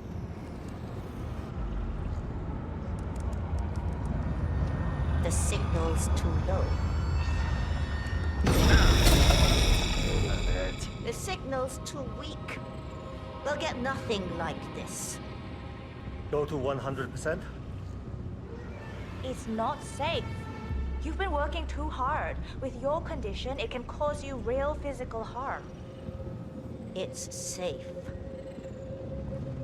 You're strong. You can overcome it. 100%. Do it. Log, continuing experiment H109. Run calibration 100%. H109 initiated at 100% signal strength. Now I'll see you do as I command. Identify impulse string. Load suggestion motor control. 44.1. Execute. Nothing. He is a strong one. I can get to him. Damn it. It's too low. He's got spirit. Come on. Do this. Abort! You're going too far. No. He's on the verge to break him. Go higher. It'll kill him. It's already way beyond reasonable intensity. This subject is abnormally resistant. He's no match for Hush. Nothing worth shit ever came to be without pain. I am calling it quits, Hush. You need rest. Okay. A short break. I'll return with a clear head. God damn that assistant. If they up the signal, it will kill him. Stay here, okay? Don't even think about getting cold feet again, please. I'm here to the end.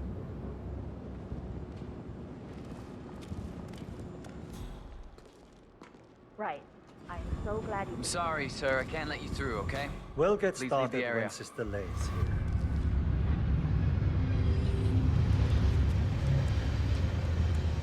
Right. I'm so glad you decided to go ahead with it. You know, you're gonna be a part of something truly amazing. He's a genius, Hush. And this is groundbreaking research. It's an honor, really. But, he's under a lot of pressure these days, so if you could just go and...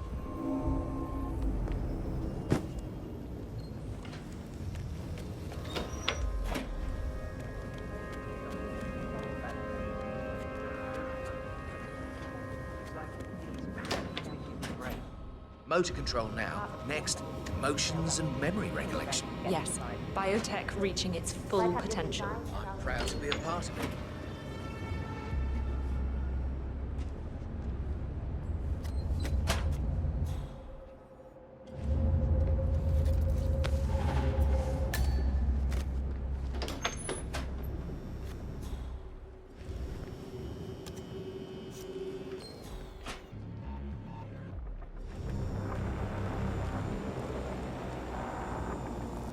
Feeling a bit better? What is that? Okay. Let's continue. What is the last thing you ate? I had a meal before the test. A Joe Dog. A rich girl bought it for me.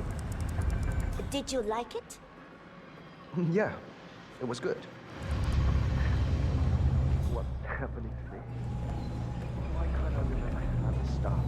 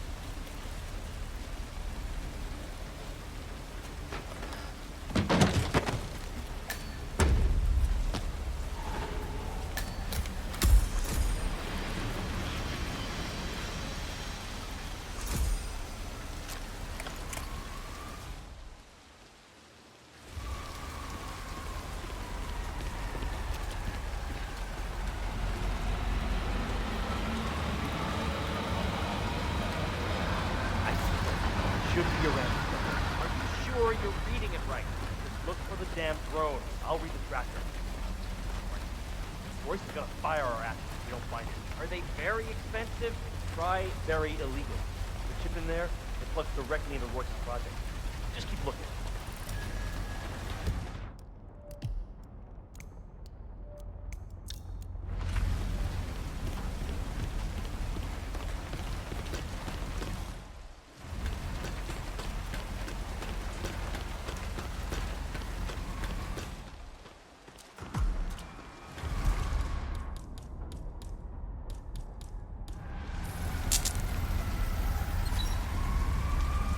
This thing is hooked up to Royce.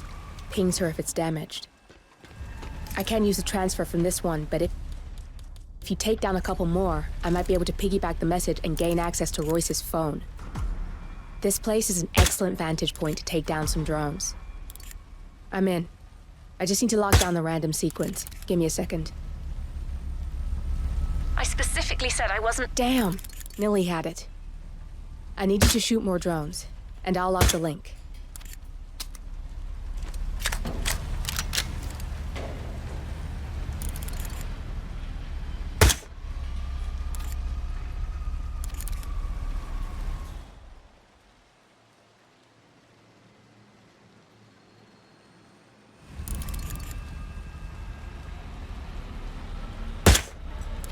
Got a lock.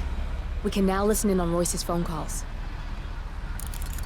Royce here, another drone just went down. It must be Hush doing this. Again?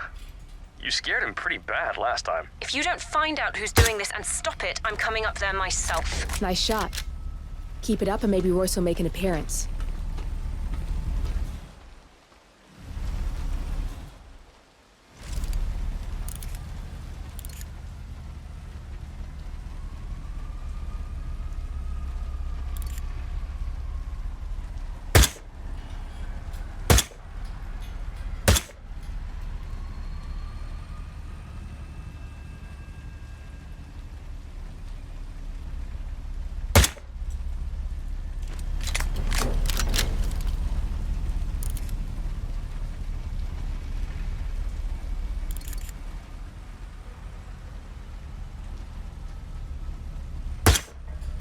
I want all roofs manned and 2 additional drones launched near Hush's penthouse. If they go down too, we know it's him. And then there's no more hiding. I swear he'll have to answer for this face to face. We may get more than we bargained for if you take care of those drones near Hush. Search the roof. There may be a potential hostile. Shoot on sight, even if it's one of Hush's people. Roger.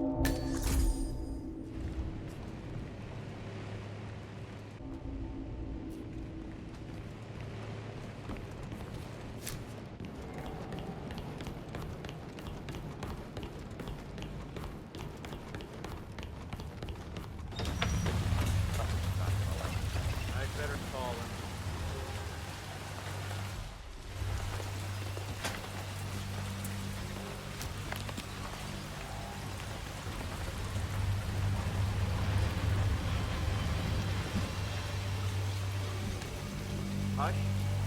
Looks like Royce's drones are scoping out your building, sir.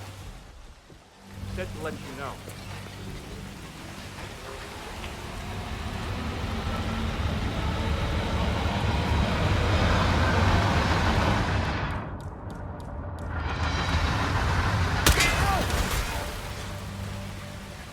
Find out what that was. Understood. We'll monitor the situation, sir. Not bad. I'll keep the signal up a little while longer.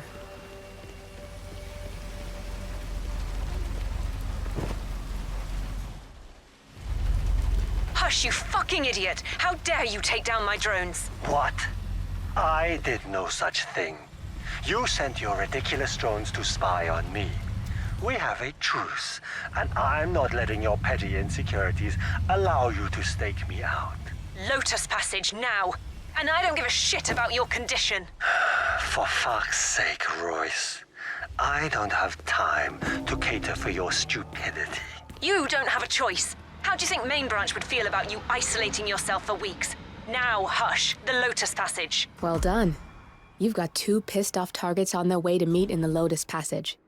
Sounds like a lethal cocktail, especially with you in the mix. Royce is just about to confront Hush in person. We want to hear this, 47.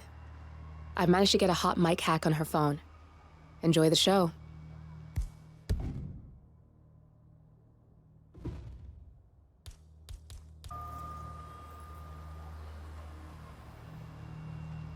Damn you, Hush. This is ridiculous, Royce. I didn't touch your drones.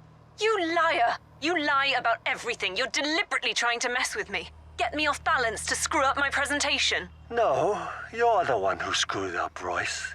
We had a truce. You promised you wouldn't spy on me again. I said I didn't mess with your drones. Both targets in one go. You are good. My turn. Just give me a second, and I'm in. You can now access the core, 47.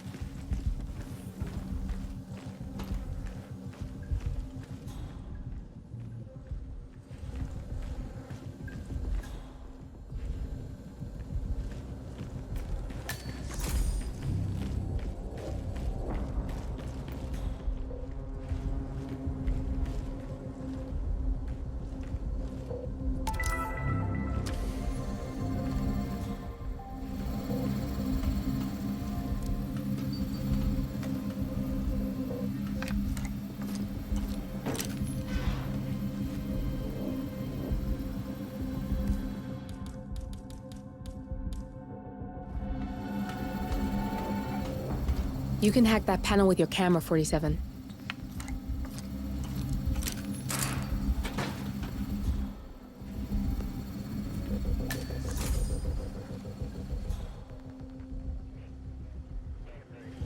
That VIP visit today? My first zero protocol clearance. Must be someone important to get one of those. You gotta keep a tight shift. Oh, I forgot to tell you, I bought that.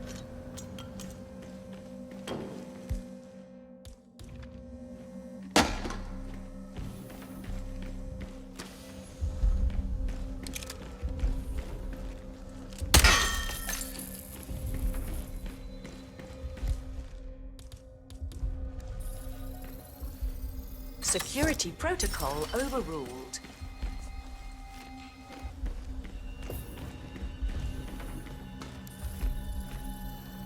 Security protocol overruled.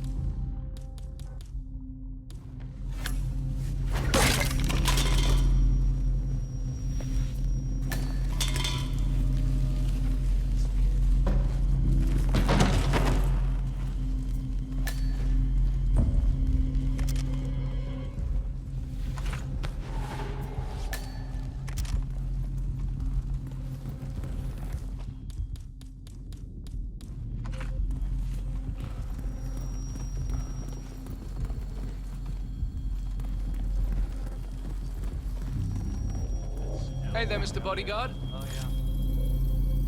Security protocol overruled.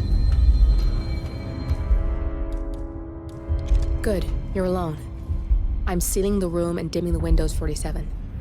No need to worry about intruders.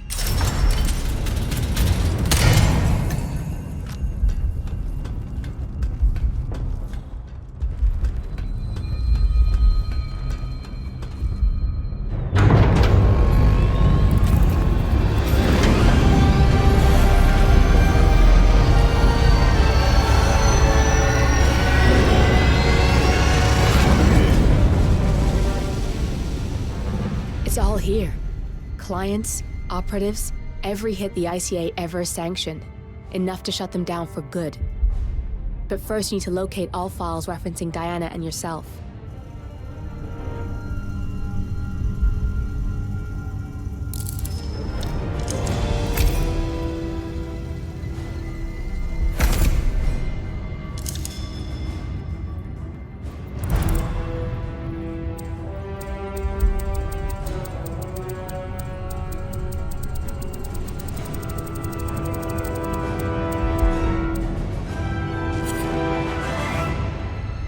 Tell me, what did it feel like?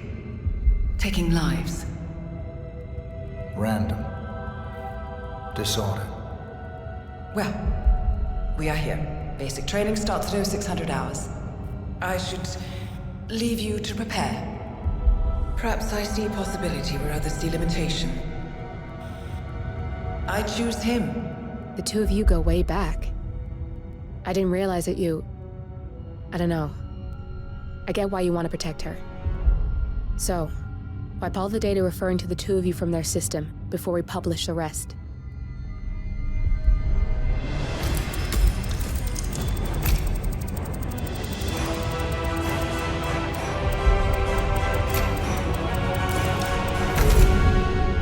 Okay, good. I've set up a link to an information nonprofit site. When you press that button, it's up there and the whole world will know. There's no undo, 47. This will shut the ICA down for good. You really okay with this?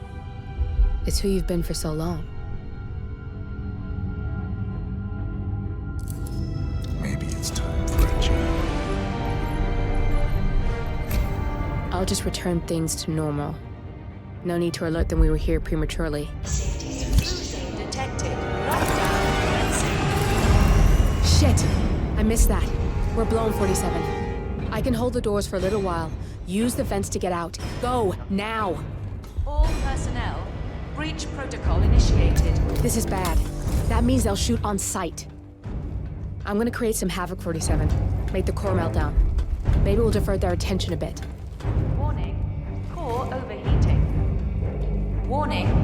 Core shut down. Temperature critical. Warning. Fire detected.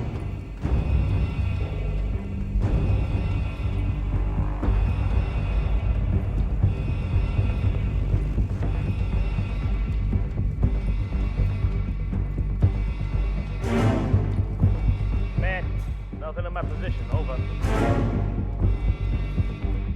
All personnel. Breach protocol initiated. Anybody copy? No sign of any foe. Moving on. Warning. Core overheating.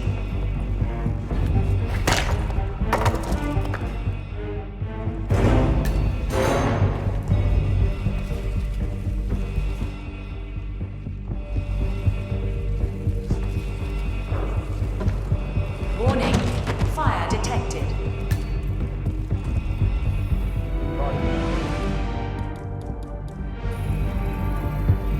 Access granted. Security protocol overruled. All personnel. Breach protocol initiated. Get my position.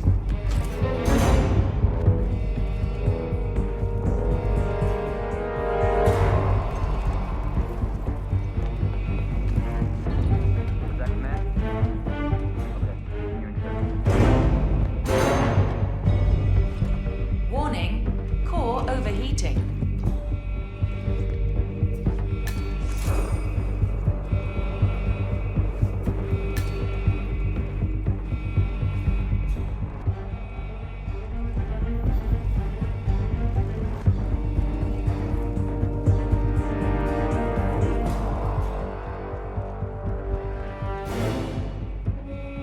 Command, I've Warning. Fire detected.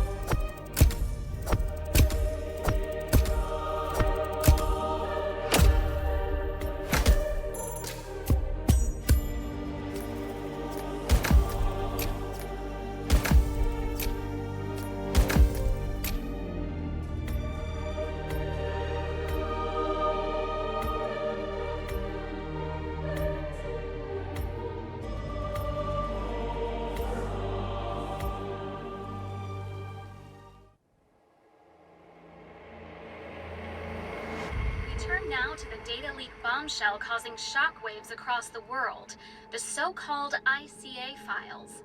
The disclosure of You win. So, What happens now? the ball's in your court, Miss Burnwood, I do have other candidates, you know. Most of whom have never tied me to a chair. You've seen the news. That was 47 acting on his own. He is untethered, he is unstoppable, and he cannot be bargained with. He will find you, Mr. Edwards, and I'm the only chance you've got. I'm listening. 47 has one weakness. Me.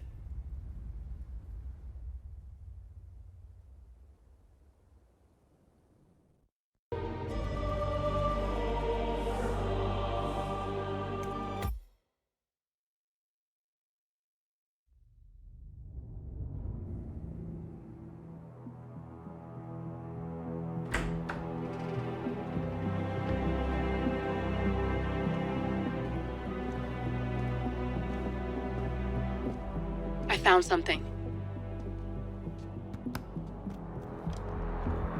Buenos Aires International Airport this morning. Now watch this. Heralds.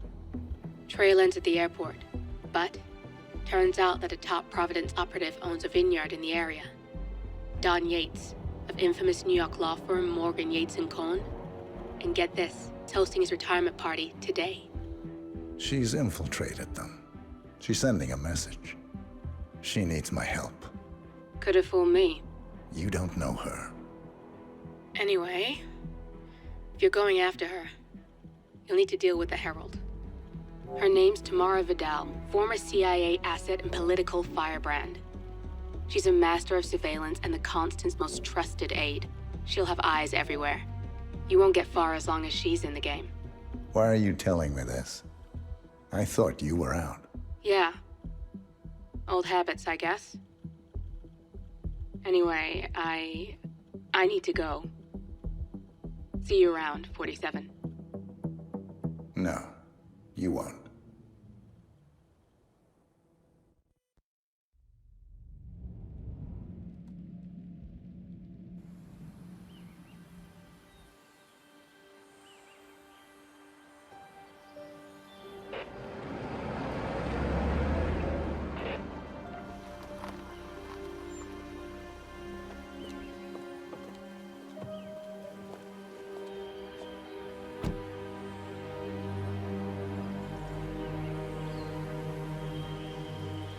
Because you're not an idiot. Let's just humor him. Yates likes his little games. Don't be long. You got my message. You'd never get caught on camera. Not unless you wanted to be seen. So what's the play? You're not the only one who's been busy, 47. I'm this close to becoming the next Constant. I'll be able to dismantle Providence from the inside. Only one man stands in my way. Don Yates. That weasel was the partner's legal counsel for years. He's the top candidate. But remove him from the playing field. It won't work. If Edward suspects... I will convince him you acted alone. Retaliation for Grey. Trust me, I know what I'm doing. The Herald, Tamara Vidal. She has eyes everywhere, and they're all fixed on you. The plan won't work unless we take her out. She never leaves my side for long. Whatever your plan is, I'll help you if I can. You're sure about this? As sure as I'll ever be.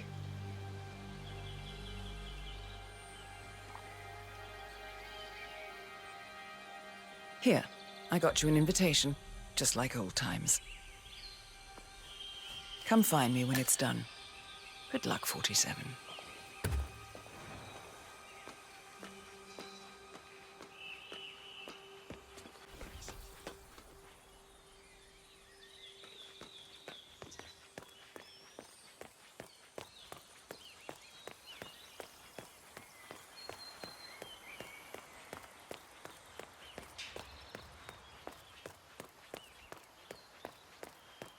Ready, Pam?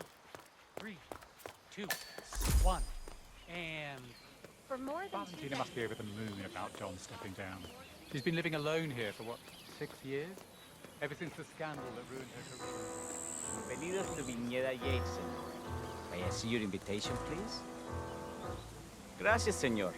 Enjoy the party. Sup?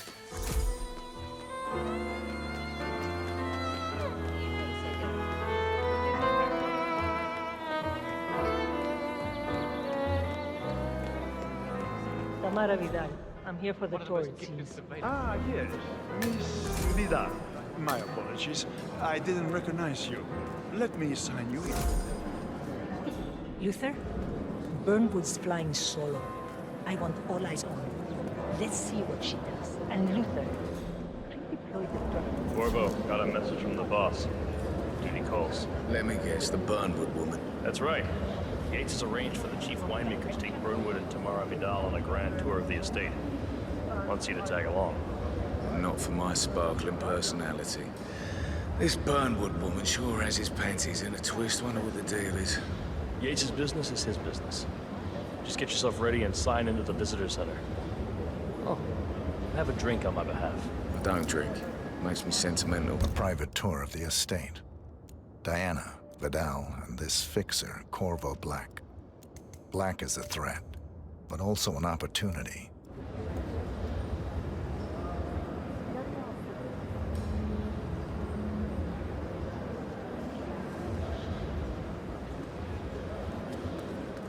Mr. Yates. Yeah, I got your message. You mind telling me what I'm... Okay. Nothing quite spoils a party like your guests. Yeah, I can do that still. In fact, a couple of spots come to mind. On the tour after. Something Dutch sounding? I bet she... So you're not sure? Does that mean there's a plan A? One where I don't stand a 50-50 chance of getting caught? I mean, you do realise the risk here, boss. Broad daylight, workers around. Who exactly is? Right. It's a nice gesture, but a bit hubristic. He's not even been a... But if I'm going to be one of these heralds, you need to start letting me in on a few things. Okay. So who's this for? I'm more of a beer man myself, but if Yates wants to bring the heralds closer together and play the modern boss, I don't actually mind. No problem. Edward's I always just was- never framed an urban legend But before. he has Very good reasons post-truth. to come Yeah, I like Is it. Edward's closest legal advisor. Not even Thomas Cross or Eugene Cobb had a direct line of contact. I'd say Yates is at the top of a very short list. So, how do you feel about Burnwood? How do you think? She and her friends killed Yamazaki, Cassidy, probably Bronson. How does she fit to be a herald? But on the other hand,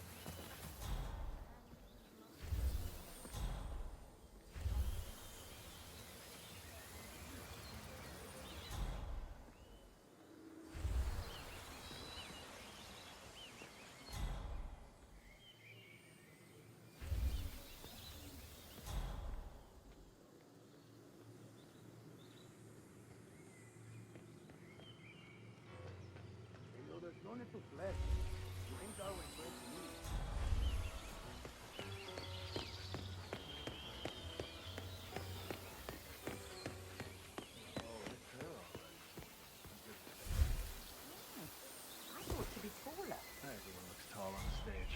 She changed her hair, but that's still Tamara Vidal.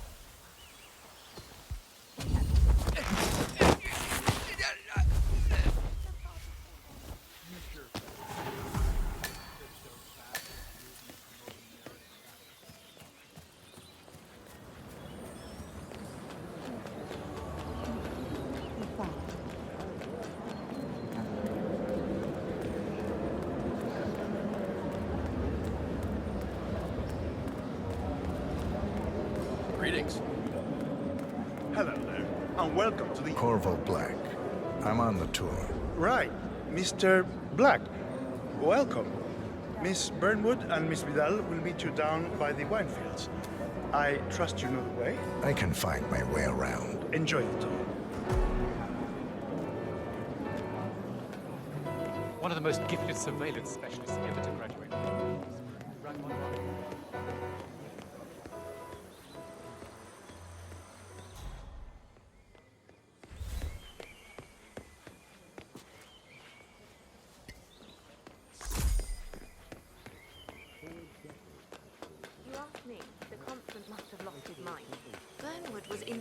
Grey. She's responsible for killing how many of us?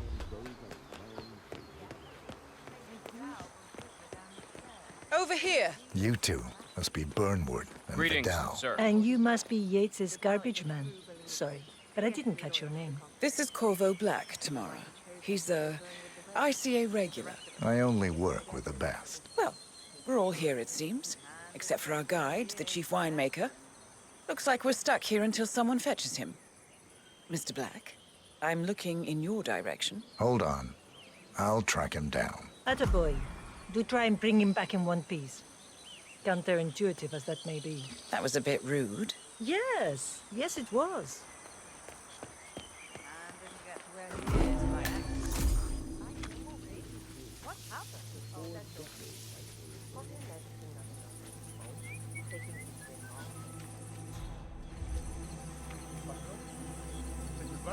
What? What is it now? What? You have some guests waiting. Senor Yates wanted you to give them the grand tour. Remember? As if I don't have more important things to do than babysit Yates' socialite friends. It's only harvest season. Better do what he says, Patron. Big shot New York lawyer like that. Don't want to get on the bad side. Well, I'm not going anywhere until I have decided if the crop is right for picking. Bring me the 3 Malbec grapes to taste, Ramon. If Yates doesn't like how I prioritize, he can weigh me down with concrete and toss me off a bridge. How's that? 3 grapes, was it? I'll get my picking knife.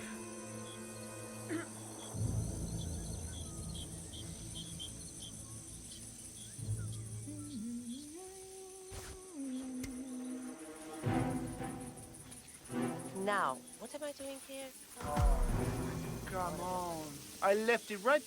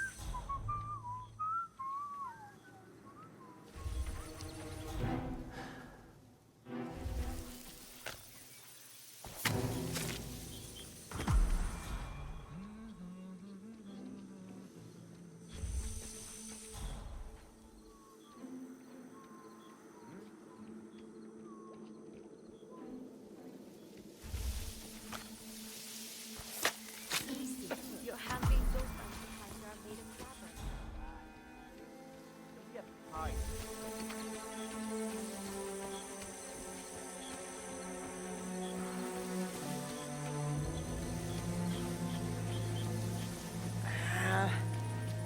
Mr. Vargas, I have the 3 grapes you requested. Yes, good. Bring him here. Now, let's see. A lovely inky black color. Good. Oye, ese es mi pie. Ten cuidado, huevón. Now, let's see. A lovely inky black color. Good size, large and firm. Seeds brown. Excellent. And finally, taste. Sweet, Flavorful, robust tannins. Some floral notes.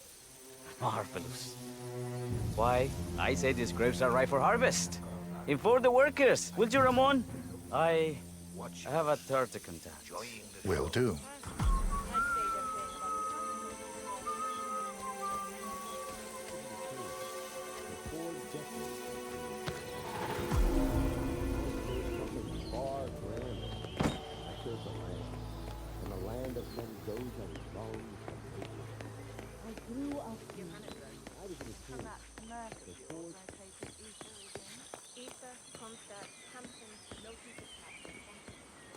Hey! Ah, my fellow wine lovers.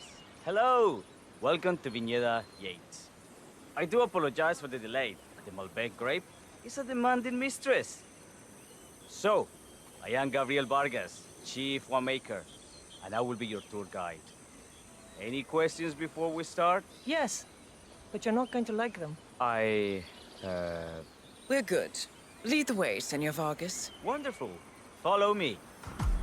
These are busy times. In fact, we're just about to harvest this year's crop. Great expectations. So, how do you like Argentina? Like everywhere else, full of Americans.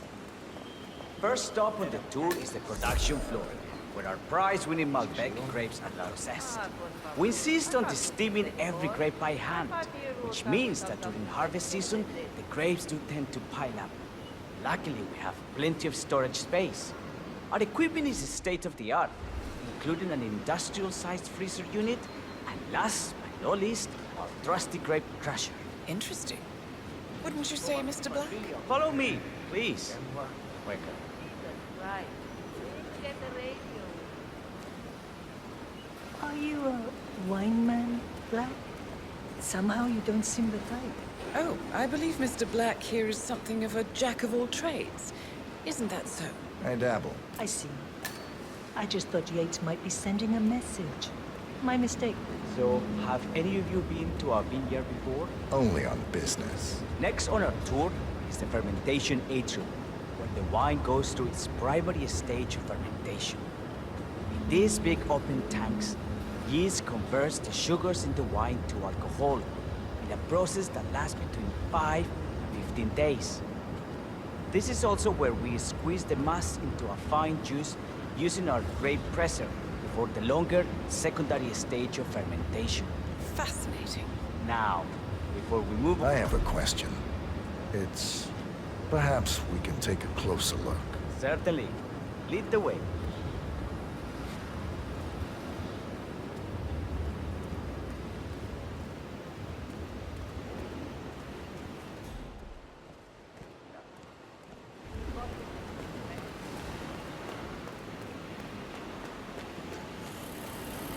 What can you tell me about this grape crusher? Well, as the name implies, it crushes the steamed grapes into a thick pulp or must by a powerful rotating cylinder. She is one of the most important appliances in our production pipeline. Have you had any workplace accidents? What? Fall into the vat and get crushed to a pulp? You'd have to be a bona fide idiot. Waste of space if you ask me. Yes, well, fortunately, we have had none of that. So if... other questions? What? Huh?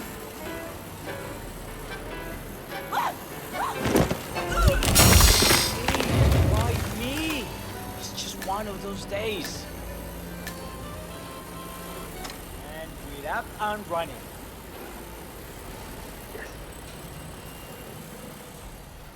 What happened to your colleague? Urgent call. Something about work. I don't think she'll be coming back. Oh well, I'm sure she can find her way out. Let's proceed. Excelente. So let's continue to the barrel room. If you'll follow me.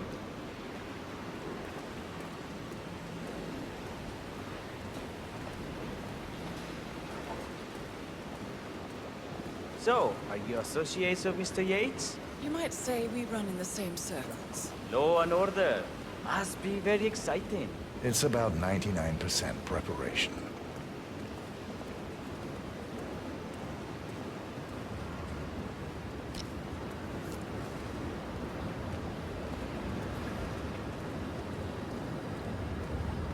I Are you enjoying yourself, Mr. Black?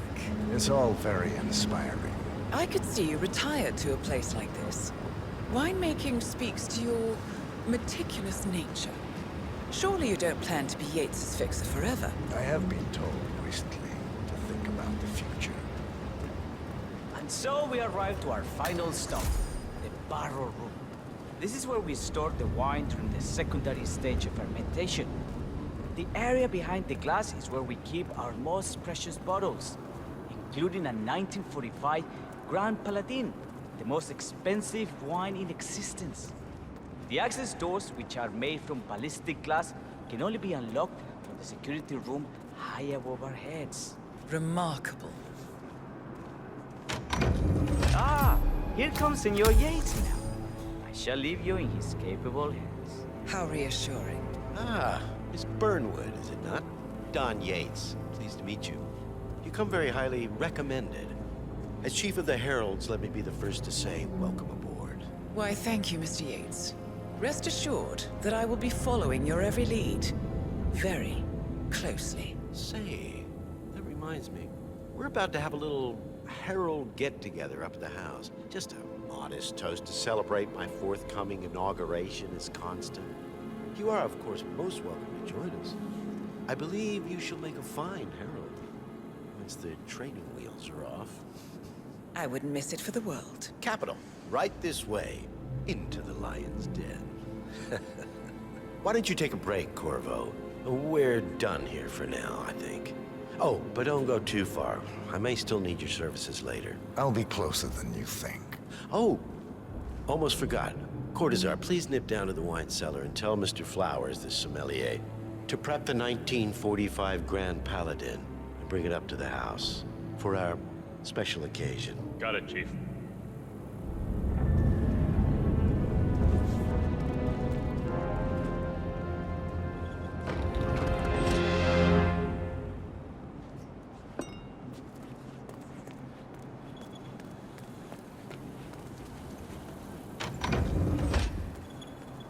Flowers.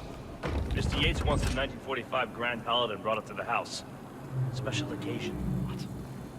Did aliens land on the front lawn? Have the ghosts of Jesus, John Lennon, and Eva Perón unexpectedly come for dinner? Help me out here. What could possibly be so special? Above your clearance, Flowers. Just fetch it already. A meeting in the Roots Ocean. What's the passcode again? Last year of World War II. If you have to look it up, shame on you.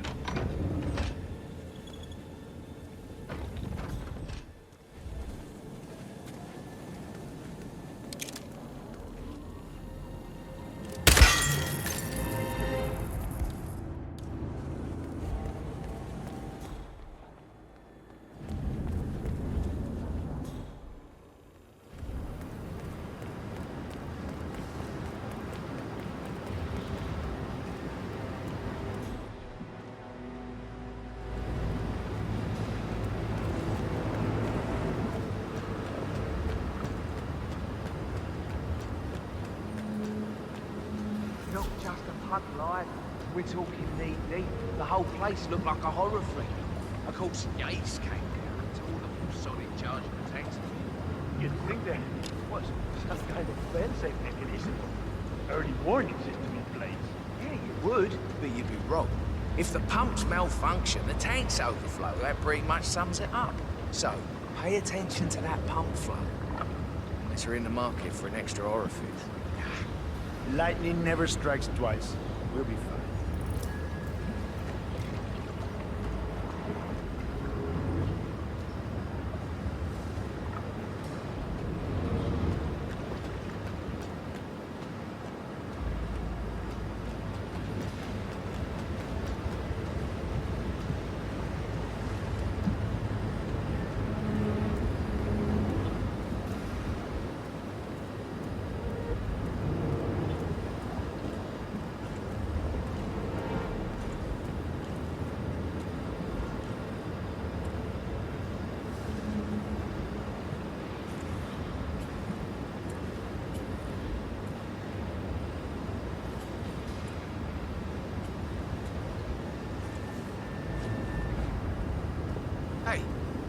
double-check the pump seal like I asked you to? For the 5th time. Yes. And? Sprouted wings and flew away. Ay, por Dios, don't you think I would have flagged it if anything was wrong? It's a seal. It's doing what it does best. Sealing. Ay, Jesus mío, what do you want from me? You know, I'm gonna cut you some slack because of the baby, but you might want to work on that attitude. I'm sorry. It's just... Yeah. We've all been there.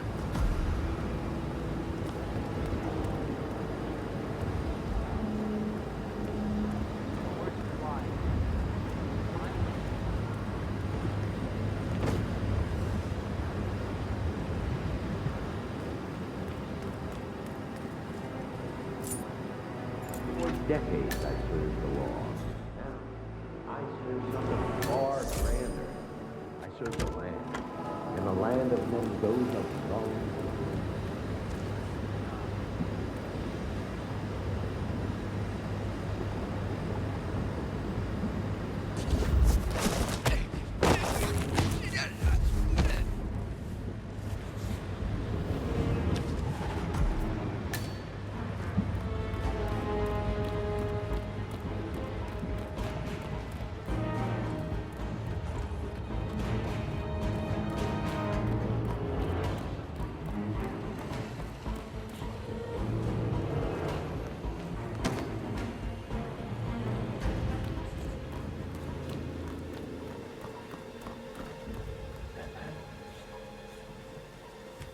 Now, the temperature and humidity. Okay, man. Wait here, and I'll look into it, huh?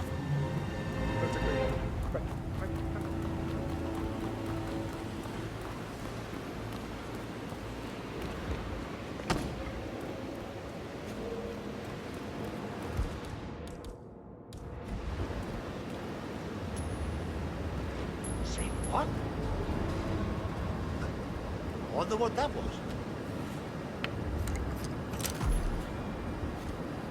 Where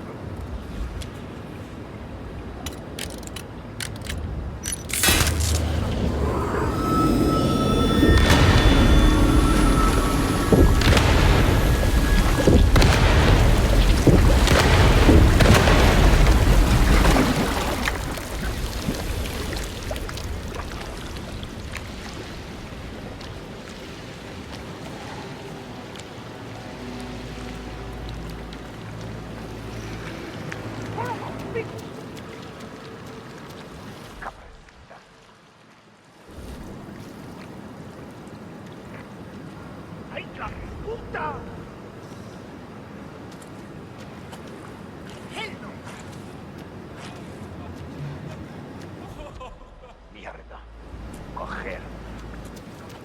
¡Ay, son of a bitch!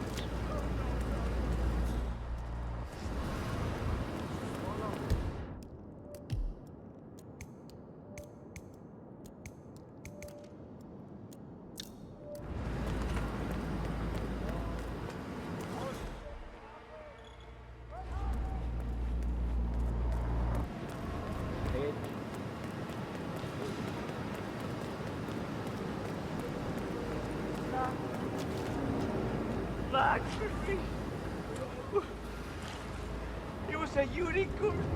I never even got to touch you.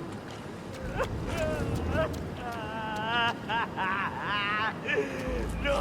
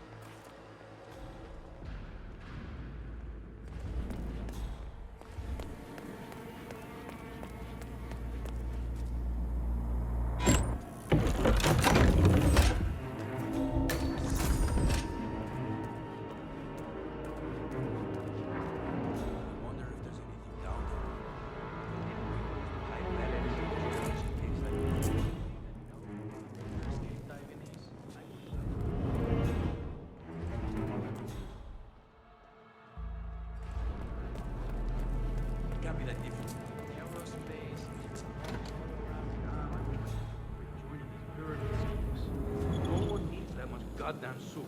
I never really understood why people bother with his mother. Just remind me of my grandmother. Your grandmother? Nah, she must have been hard as hell. She had to be back then. I bet yours was too. You just don't know it. You don't know her. She's the sweetest old lady in the world. I bet she's never even been in the same room as that guy. All right, I get it. Maybe just ask her about it next time you see her. And like, bullshit.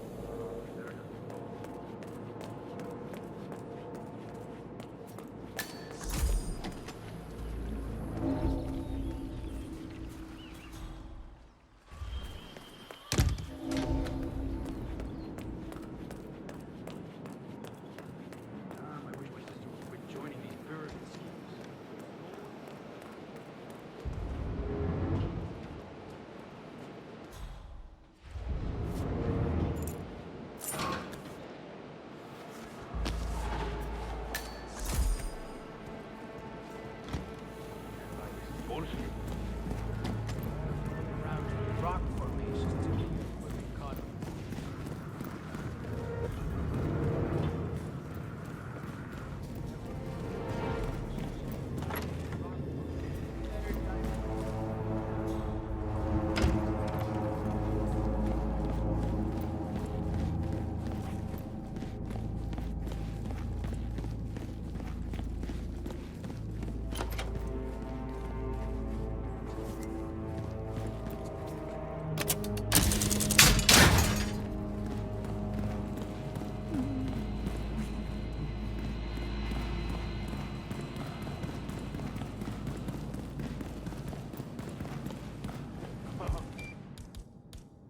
Oh, that guy's going to need a stomach pump in a minute.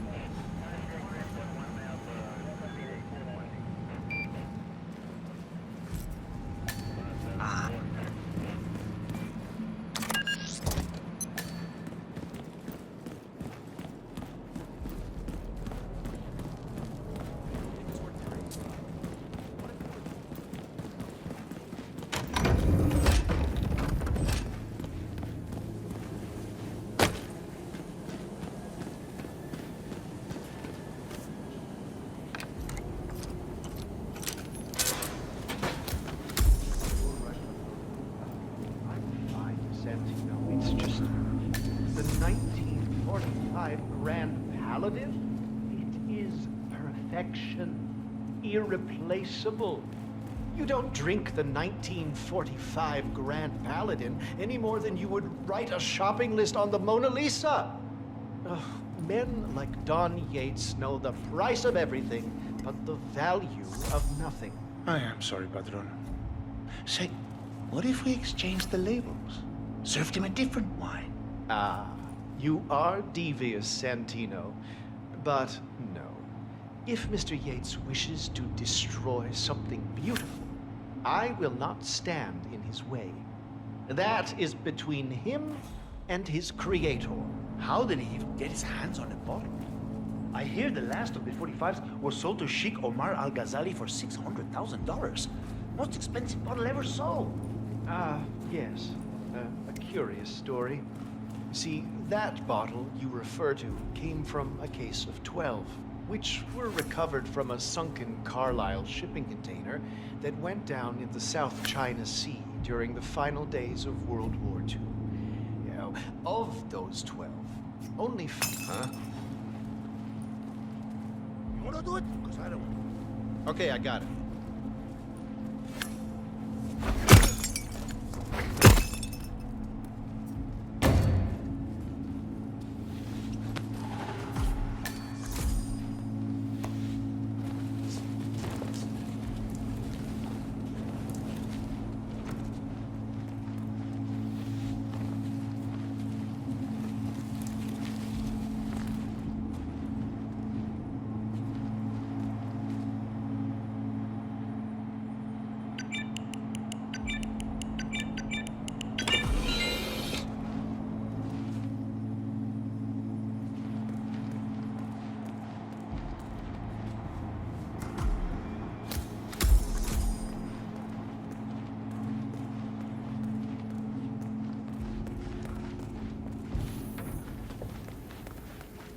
Sir, I present to you the 1945 Grand Paladin. Huh.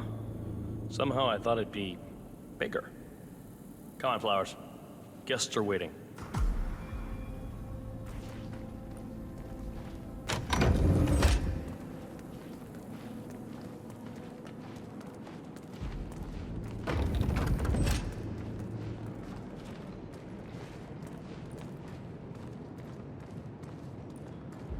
Go on, get yourself patted down. We're still on alert from all those big shot CEOs getting offed.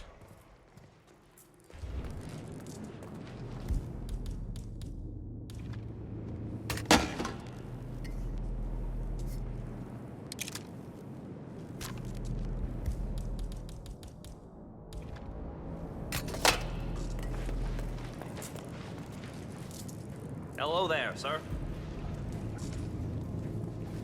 That's good. Keep those arms there. Don't move. If I find something, I'm gonna crucify you. All right, all good. Go on.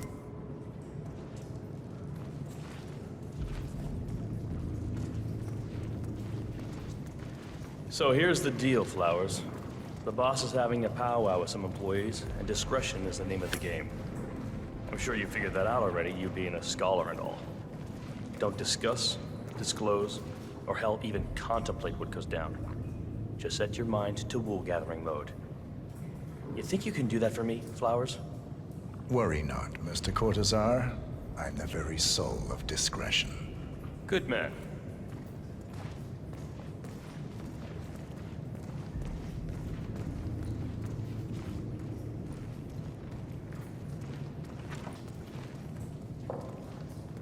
They're already at it. Go on, place the wine on the table. I'll pour it. Decant. Pardon me. I have always considered the heralds the unspoken heroes of Providence.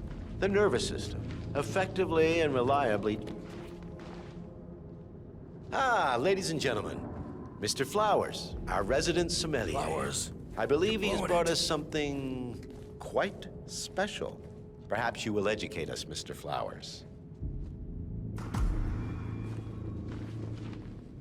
This is the 1945 Grand Paladin, one of only 5 bottles in existence. The vintage is legendary, the proverbial unicorn wine. The year was hot, the wine's super concentrated, and thanks to hail and frost, the production was small. Only 300 bottles were ever produced. And when the vineyard was bombed during the closing days of World War II, only a single crate survived. It is said to have amazingly complex aromas with long, savory layers of fruit and spice flavors, and a silky texture. Enjoy. Wonderful. Thank you, Mr. Flowers. Feel free to stick around in case our guests have questions. This wine was gifted to me by the Arch Society in acknowledgement of my firm's legal services. It stands as a powerful reminder that Providence draws its strength not from force, but from partnership.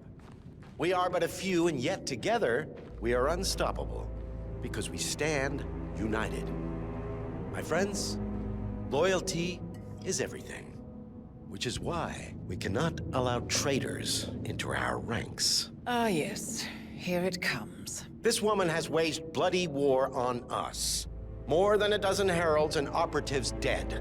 Your colleagues and clients, my friend, Ken Morgan. Not to mention the partners themselves, our founders, our benefactors. Make no mistake, this woman's hands are soaked in blood. Our blood.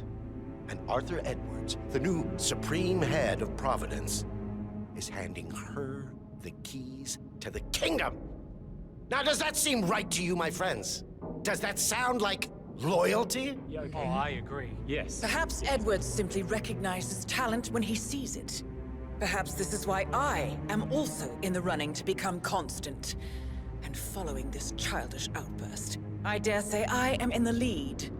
Dawn. God, did she say? You're lying, of course. Which only proves my point.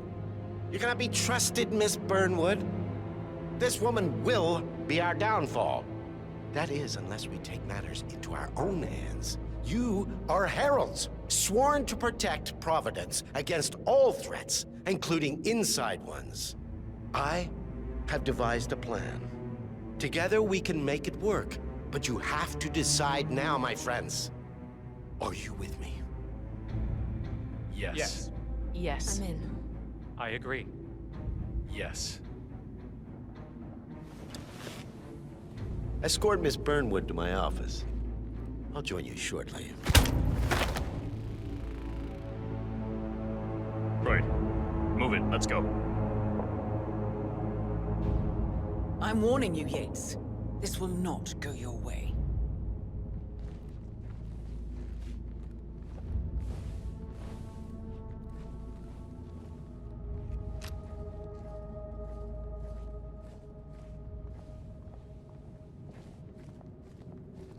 We need to get our stories straight. Diana Burnwood died today by the hand of her rogue Agent 47. Revenge for her changing sides. This is what Nope, you no owe access. the test. Remember, Flowers, you never saw a thing. Not a damn thing.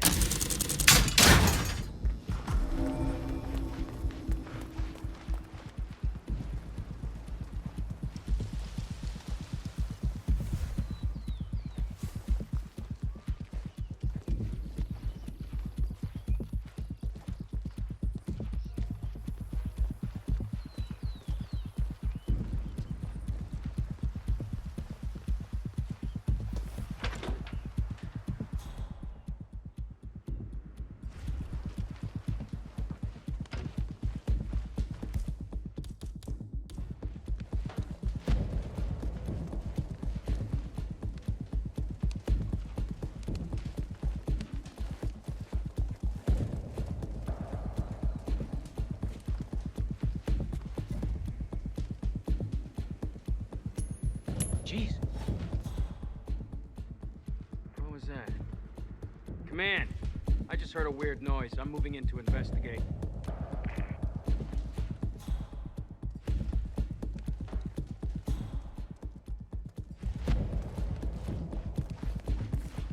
Awesome. Took you long enough. Quick, clear the floor and get yourself a guard outfit. Yates won't be long.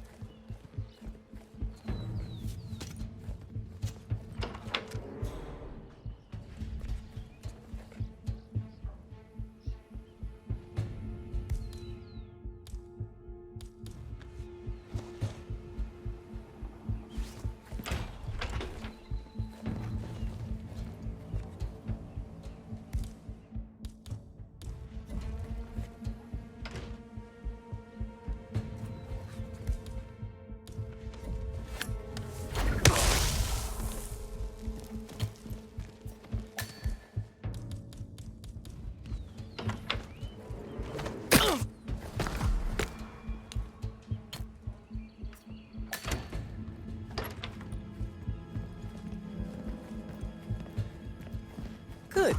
I was beginning to worry. Were you? No. Listen up, 47. Yates will be here shortly.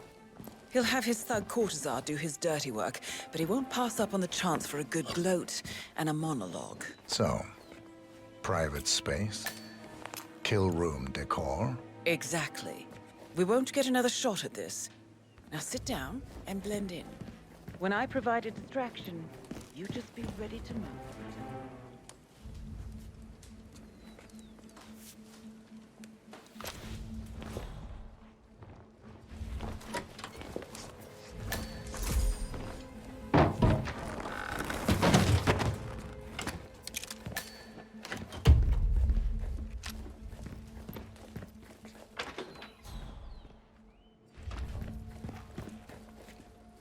Corvo, pick up your damn phone.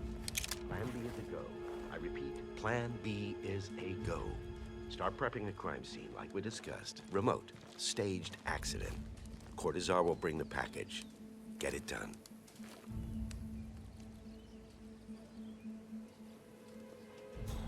Miss Burnwood. You rolled out the red carpet just for me. Dawn. You shouldn't have. So confident, even in defeat. I suppose you're not used to danger, always safe behind your screens. Just tell me one thing before we part ways. Why me? Why you?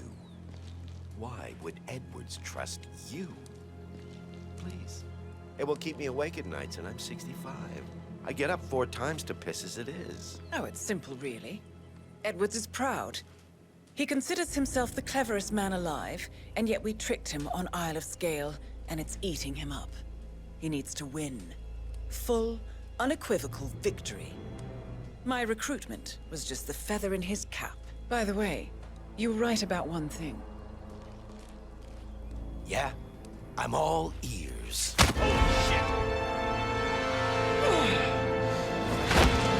out this one. I heard that. What are you doing, you asshole? Don't stand there! Shoot her!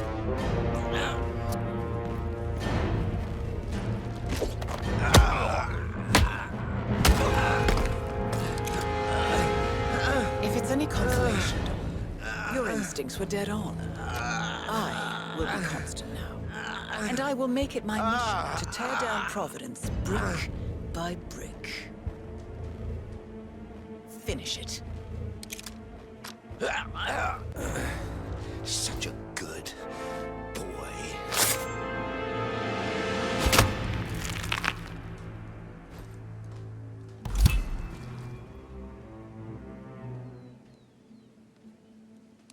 Well done, 47. Better get rid of the body. Won't be long before they come looking. When you're done, meet me on the dance floor. Oh, and dress appropriately.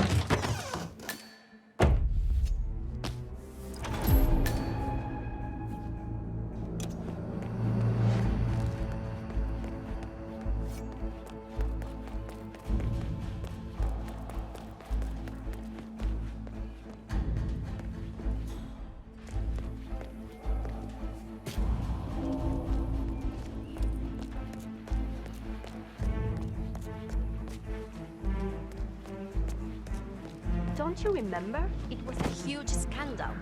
One of those... I don't know. Whatever they... Probably keep something weird inside. Weird? Like how? All my clients have kept something weird.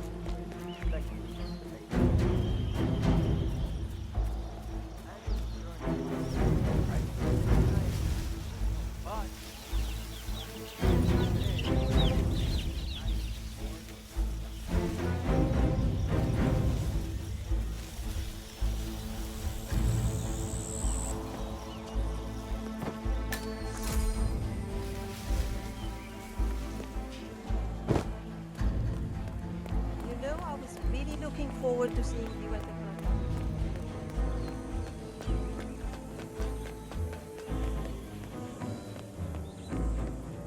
47.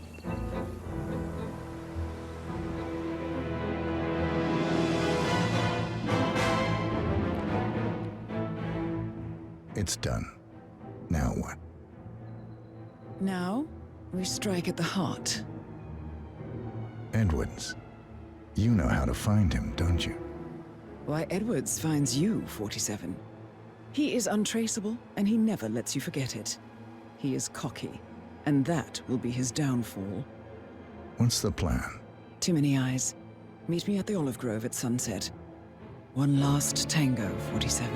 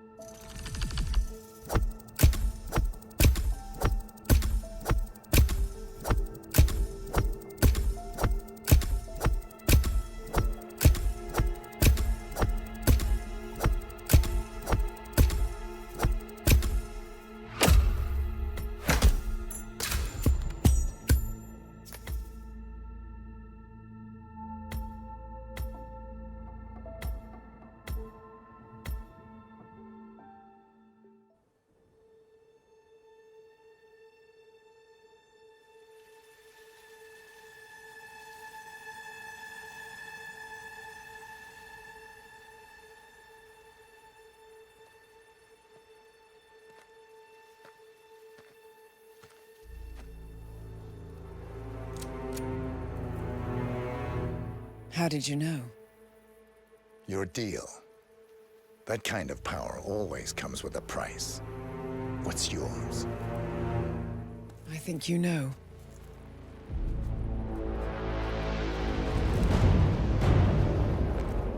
I am sorry. This is a necessary evil. What have you done? Ether brand neurotoxin transfers by touch.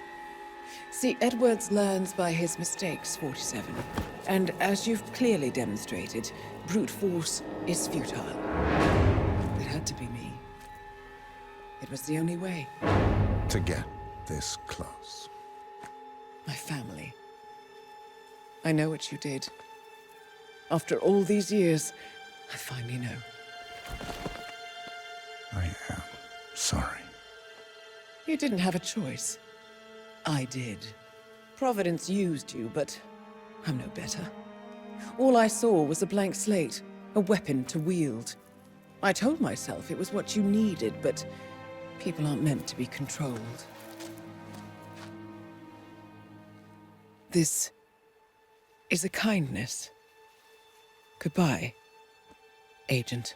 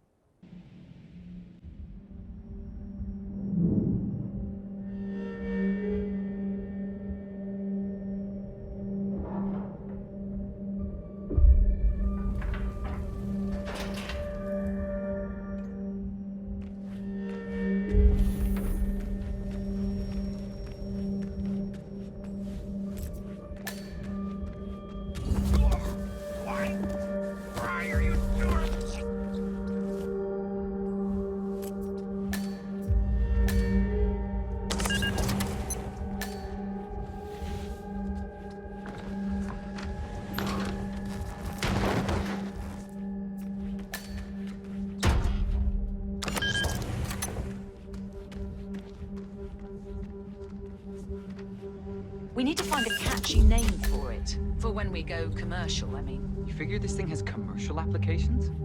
Who'd want to have their minds wiped? Not wiped, obviously. But that's just fine-tuning. Okay, right now the serum erases long.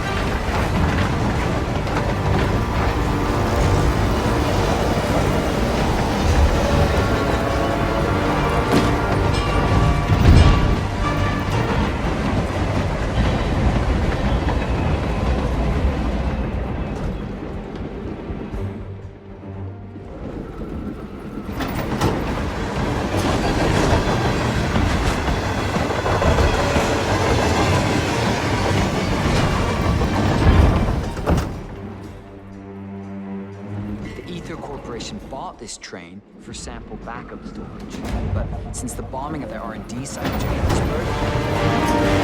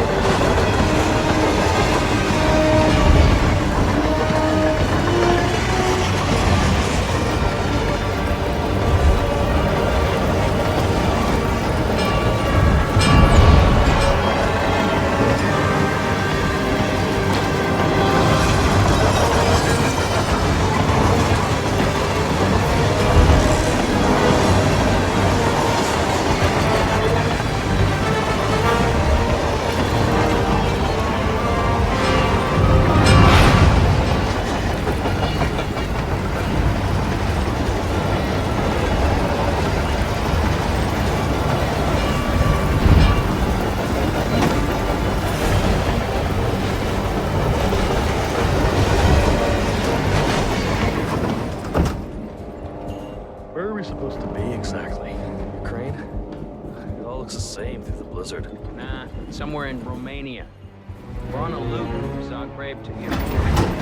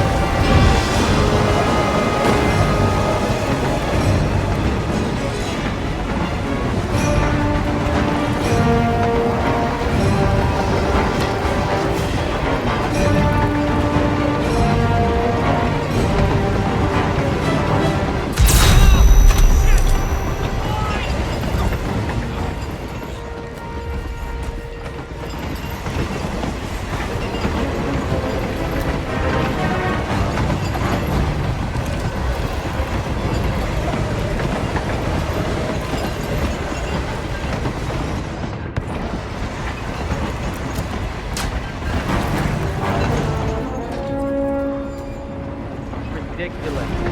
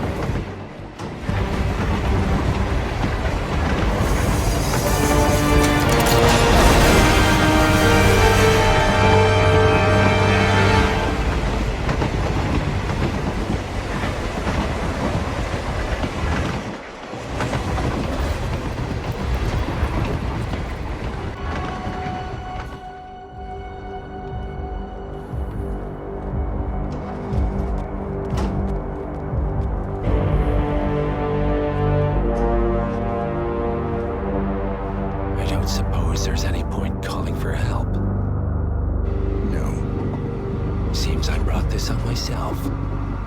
Well played, Miss Burnwood. Do you really think she'll be able to resist all that power? This is not how people work. She rejects the power, not the responsibility. A noble idea. But please join me in the real world.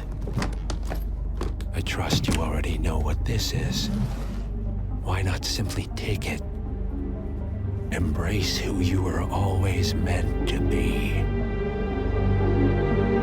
No, never again. Well, I had to try. Go on then. Do your thing. At least I die knowing who I am.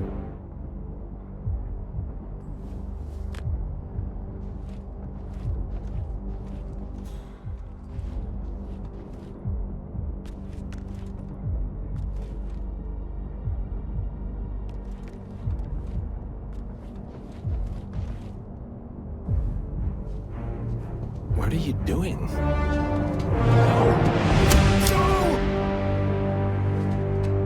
This is what it means to lose everything. You're making a mistake. It's mine to make. Oh. Forgive me. I seem to have, what were we talking about? Don't worry. We were done.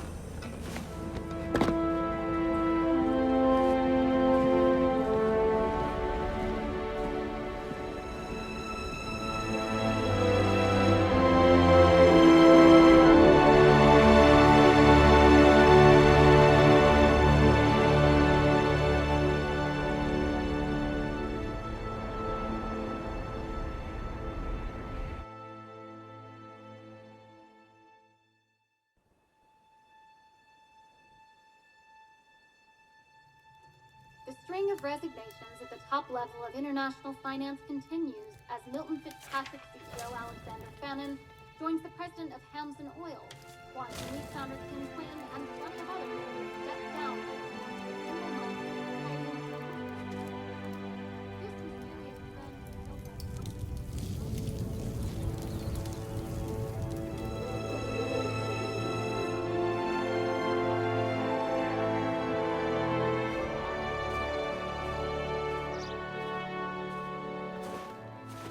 It's been a long time, Agent 47. That's not who I am anymore. The pact is done. The past, dead.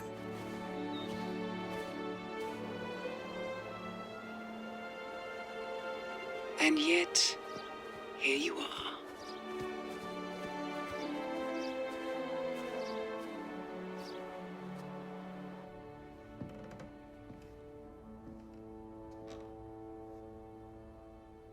I choose this path because I can. There will always be people like them. So there will always be people like us. No one is untouchable. It's good to be back.